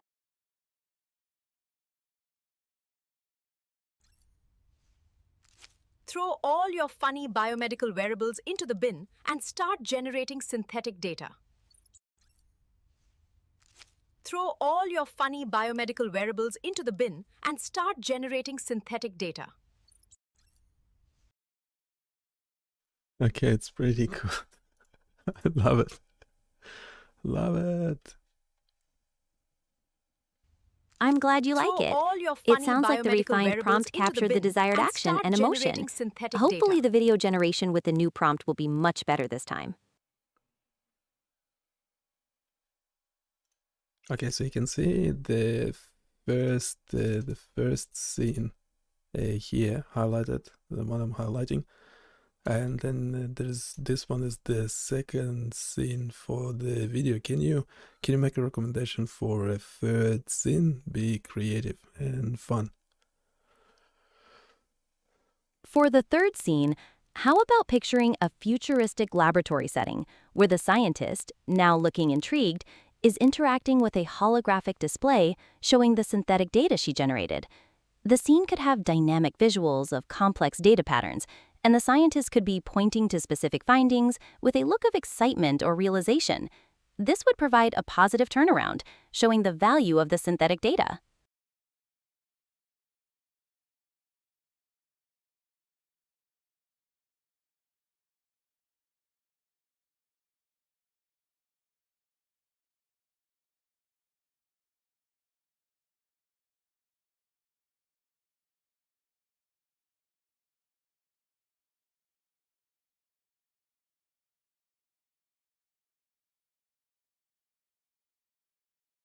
Absolutely. How about the scientist saying something like, "Who needs those pesky wearables anymore? With this synthetic data, we're unlocking breakthroughs at the speed of light." It would highlight the power of the synthetic data in a playful and relatable way, tying it back to the website's focus on synthetic data generators.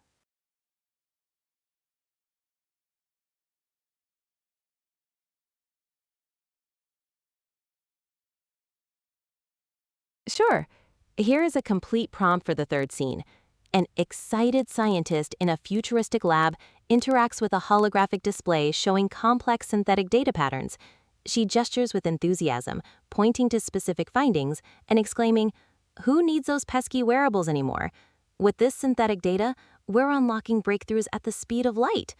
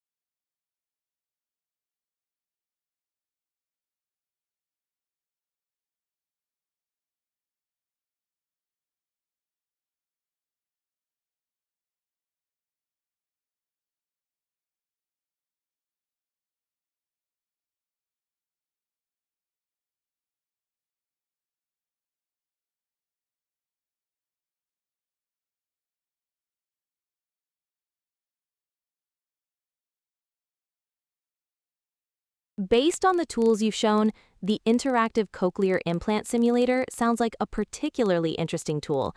It offers a hands-on experience in exploring the mechanics of cochlear implants, which could be incredibly valuable for learning and understanding this complex technology.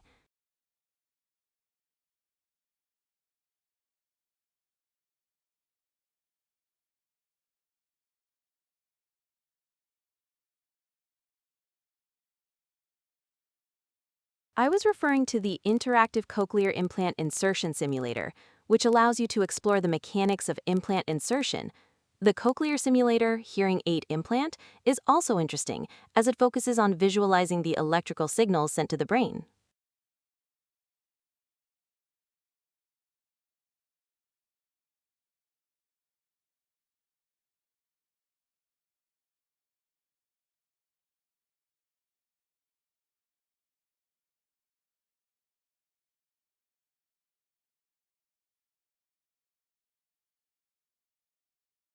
This cochlear simulator visualizes the electrical signals sent to the brain from a cochlear implant. It captures sound, processes it into electrical signals, and then visualizes those signals as bars representing different frequencies. You can also adjust filters and the number of electrodes. However, it seems to focus solely on the visualization of signals, potentially lacking a more interactive exploration of the impact of different settings on the actual hearing experience. If I were to improve it, I'd add more interactive features, such as allowing users to simulate different hearing impairments and observe how the implant affects sound perception. Integrating real-time feedback on how changes to settings impact the perceived sound quality, perhaps through audio simulations, would make the simulator much more informative and engaging. Additionally, providing more detailed explanations of the technical aspects within the simulation could enhance the learning experience.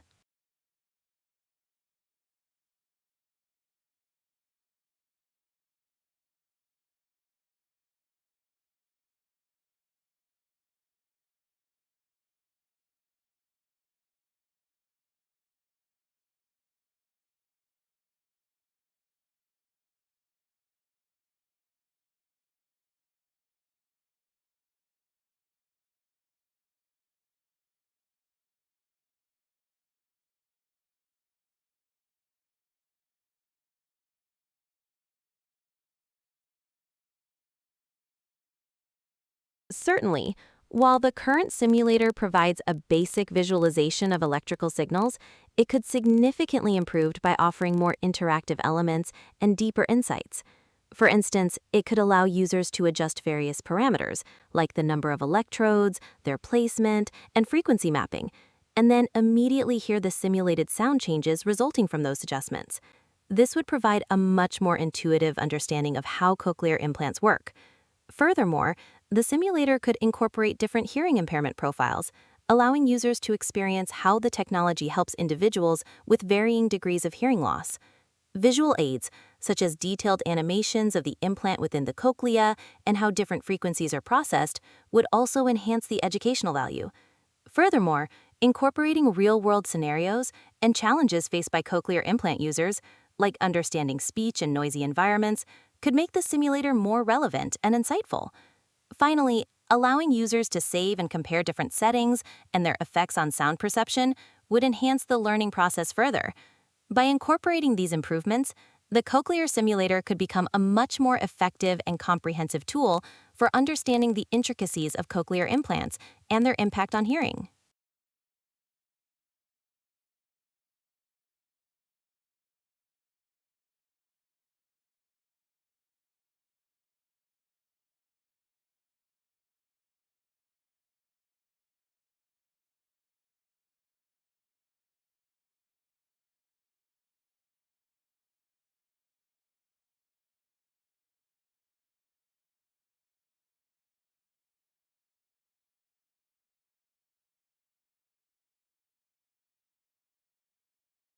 Who needs those pesky wearables anymore?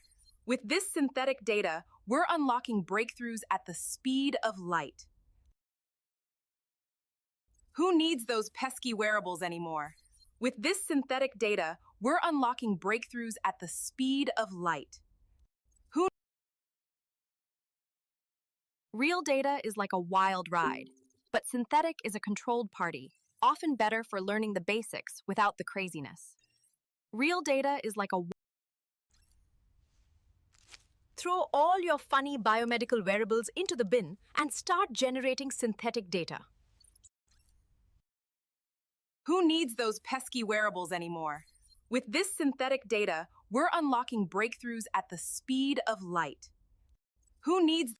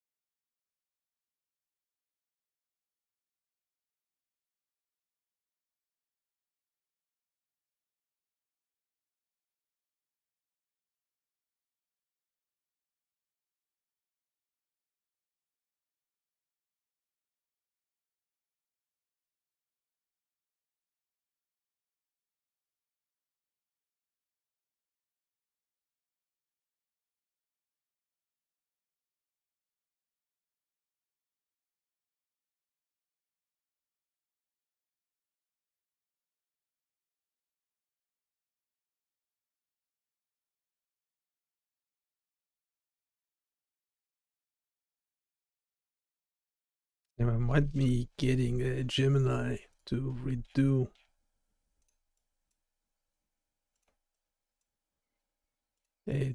this simulation. Just start, so do a deep research. Just gave it the website and a quick discussion that we had about potentially improving it.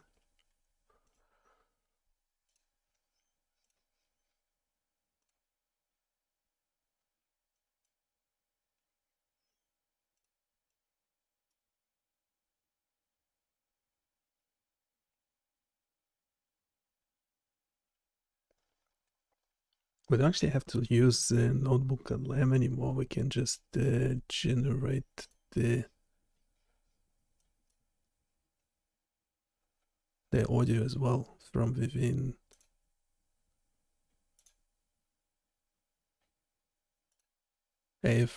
Gemini, the website.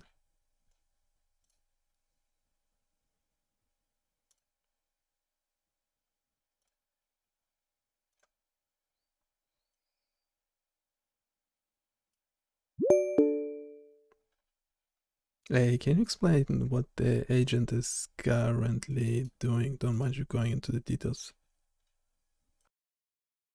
The agent is conducting research for something called a cochlear simulator enhancement analysis. It's looking into different aspects of cochlear implant simulators, like their current capabilities, how to improve their simulation quality, and also looking at related research papers and projects.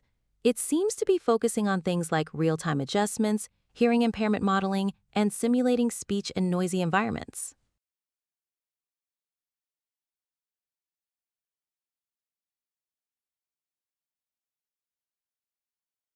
After scrolling down, it seems the agent has continued assessing the current simulator's capabilities, noting both its strengths and limitations. It's also exploring ways to discover more advanced simulation techniques and how to incorporate them into the simulator. Additionally, it's planning the next steps in its research, focusing on deepening its understanding of the technical aspects for improvement.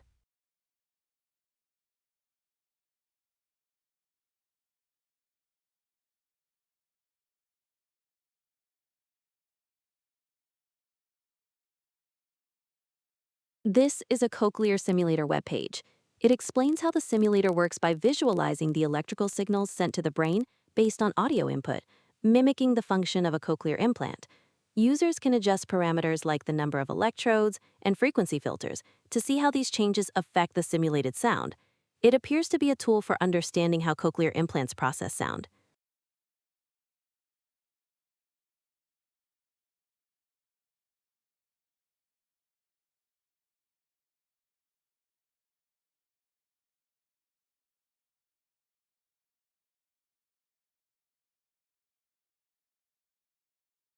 The agent is identifying gaps in the current simulator, such as the lack of real-time feedback for electrode placement and frequency mapping, and the limited modeling of hearing impairment profiles. It's also looking into ways to incorporate real-world scenarios and interactive visual aids, as well as researching methods for users to adjust noise parameters and save comparisons. The agent is refining its research approach to address these gaps and improve the simulator's functionality.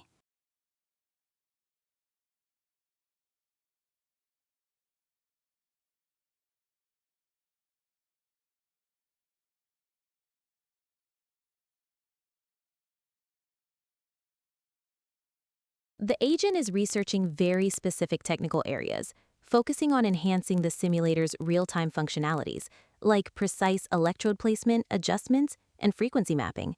It's critically examining the lack of realistic hearing impairment modeling and the need for better visual integration. The agent is essentially looking for advanced techniques to make the simulator more accurate, interactive, and capable of simulating real-world scenarios, addressing key limitations in the current tool.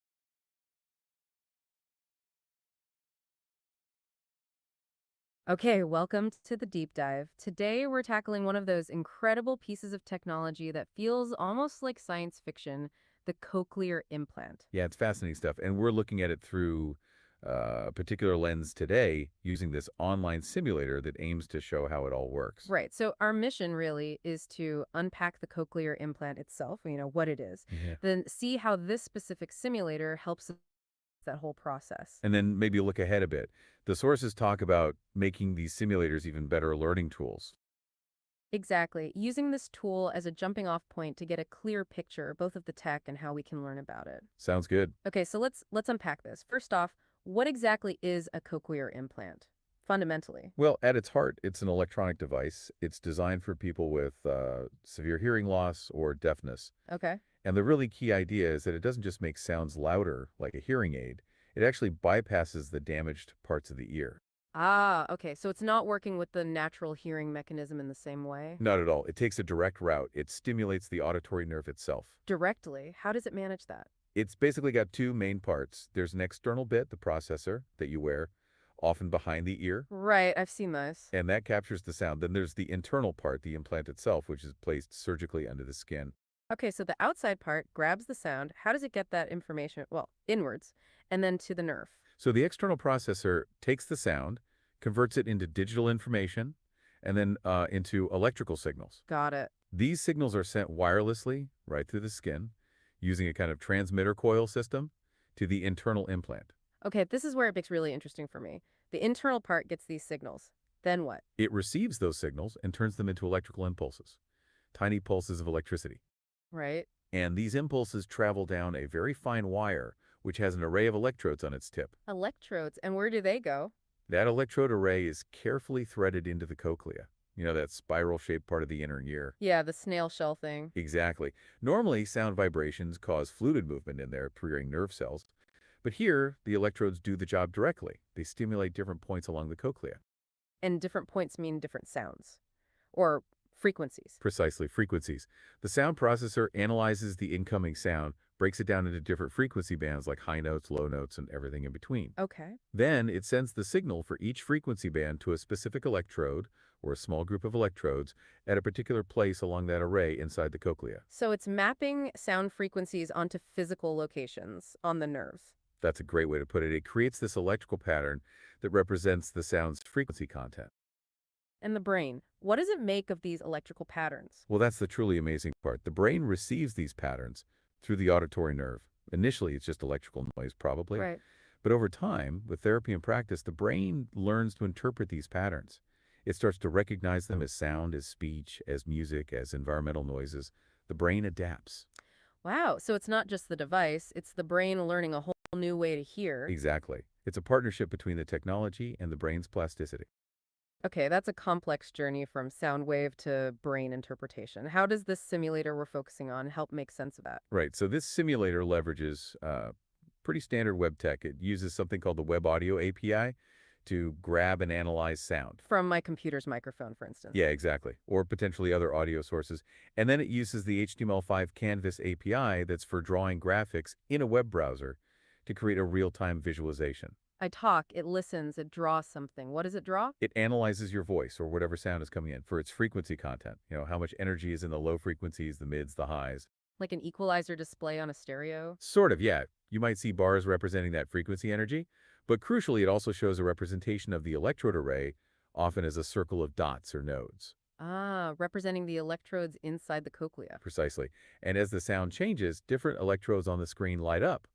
Their brightness or color changes based on the energy and the specific frequency bands they're assigned to. So you literally see which parts of the simulated nerve pathway are being stimulated by different parts of the sound. You got it. It's a visual map of frequency to electrode activity happening live.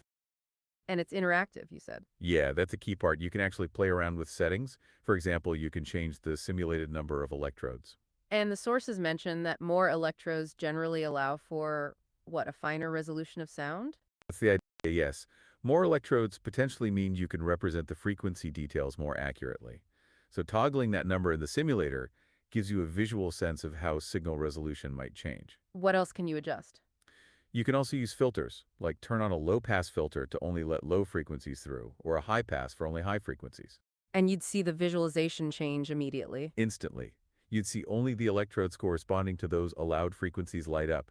It makes the whole concept of frequency processing really concrete. That sounds pretty powerful. How easy is it for someone, maybe a student or just someone curious, to actually use this? Well, according to the sources, that's one of its big advantages. It's built using standard web stuff, HTML, CSS, JavaScript, Meaning? meaning it just runs of your web browser. Chrome, Firefox, Edge, the usual suspects. No need to download or install special software. Okay, that's really accessible then. Yeah, and it's designed to be responsive, so it should adapt to different screen sizes, like tablets or maybe even phones. What stands out to you the most about this current version of the simulator? For me, it really is that direct visual feedback. Seeing the sound, maybe even my sound, directly controlling which simulated electrodes activate. It just clicks. It makes that abstract idea of frequency mapping feel much more real. Yeah, I can see that.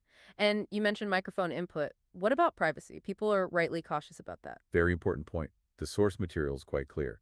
All the audio processing, the analysis, the visualization, it all happens right there on your own device in your browser.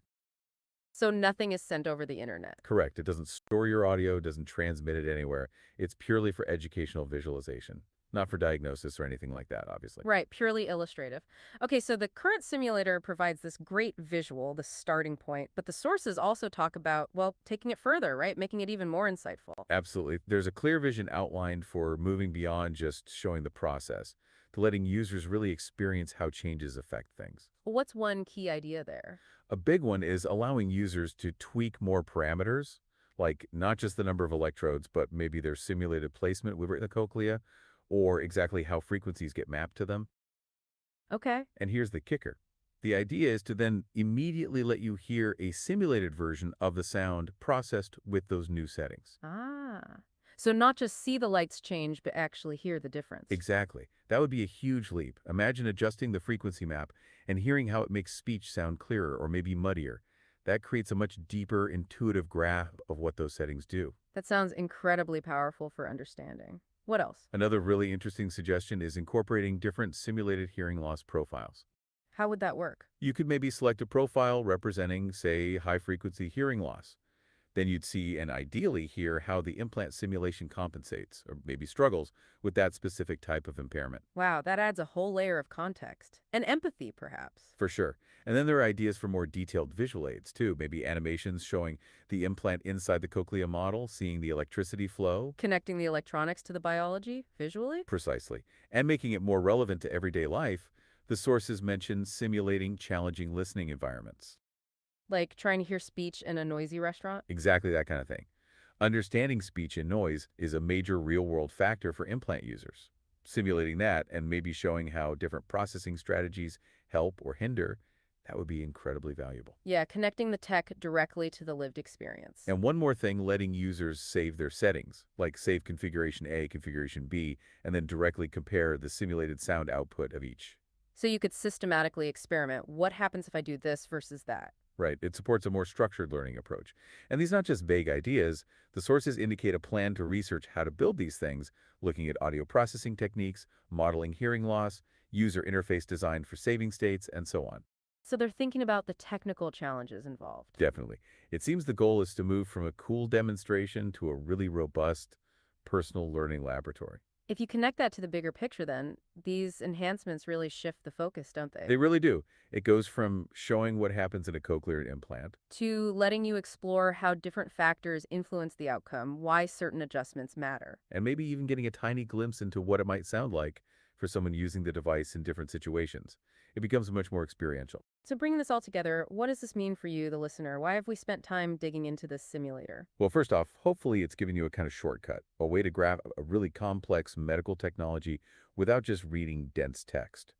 We use the simulator concept as a guide. And it really highlights the potential of these interactive learning tools, doesn't it? Moving beyond just absorbing information to actually playing with it, experimenting, even if it's in a simulation. Yeah, the sources clearly see huge potential there for making complex science much more accessible and engaging. And maybe you picked up some surprising facts along the way, like how crucial the brain's learning process is in making sense of those electrical signals. Right, it's not just about the signal delivery. It's about the brain interpreting that signal, building perception over time. The difference between raw electrical pulses and the rich experience of sound is largely constructed in the brain. So our goal here was really to use this specific example, the implant simulator, to give you a clearer, maybe more engaging handle on cochlear implants themselves, and also on this exciting direction for educational tech, Yeah, we went from the basics, how the implant bypasses damaged hearing, to exploring how the current simulator visualizes that frequency mapping. and then looked at those potential enhancements, ideas that could make these tools profoundly more insightful for learning. It's just a really potent example of technology meeting biology and how digital tools can help us understand those intricate connections. It really is. And it leaves you with something to think about, perhaps. Consider this. The implant delivers this path of electrical signals based on sound frequencies. The brain then learns to interpret this as sound. Right. So how much of the richness, the detail, the quality of the sound that someone eventually perceives, how much of that is inherent in the sophistication of the electrical signal the implant provides? And how much is actually constructed, learned, refined by the brain itself as it adapts to this entirely new kind of input over months, maybe years? Where does the signal end and the brain's interpretation begin?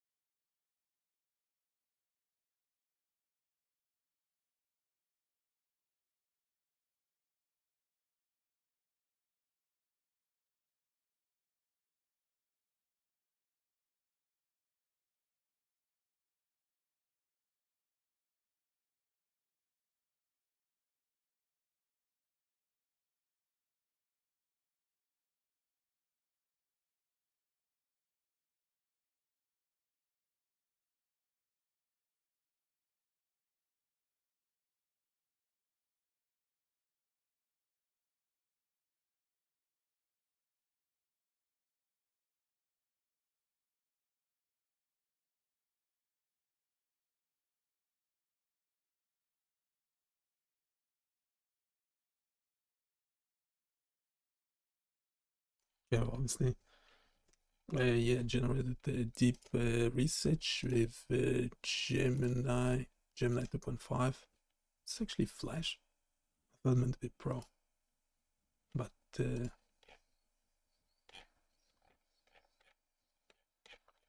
assume it did a decent job. We're obviously not going to be reading it. We'll be putting it into notebook LM, generating a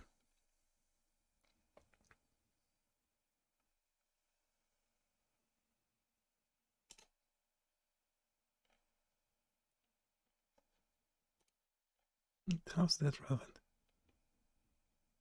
Computational models.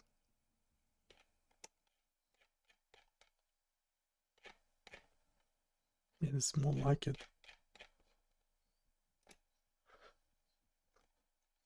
Yeah, Matt from spikes to speech. That would be relevant as well. Yeah, it's now not hallucinating. It's not hallucinating links anymore, which is great. So we got that. That's nice. Don't know what happened there to the images.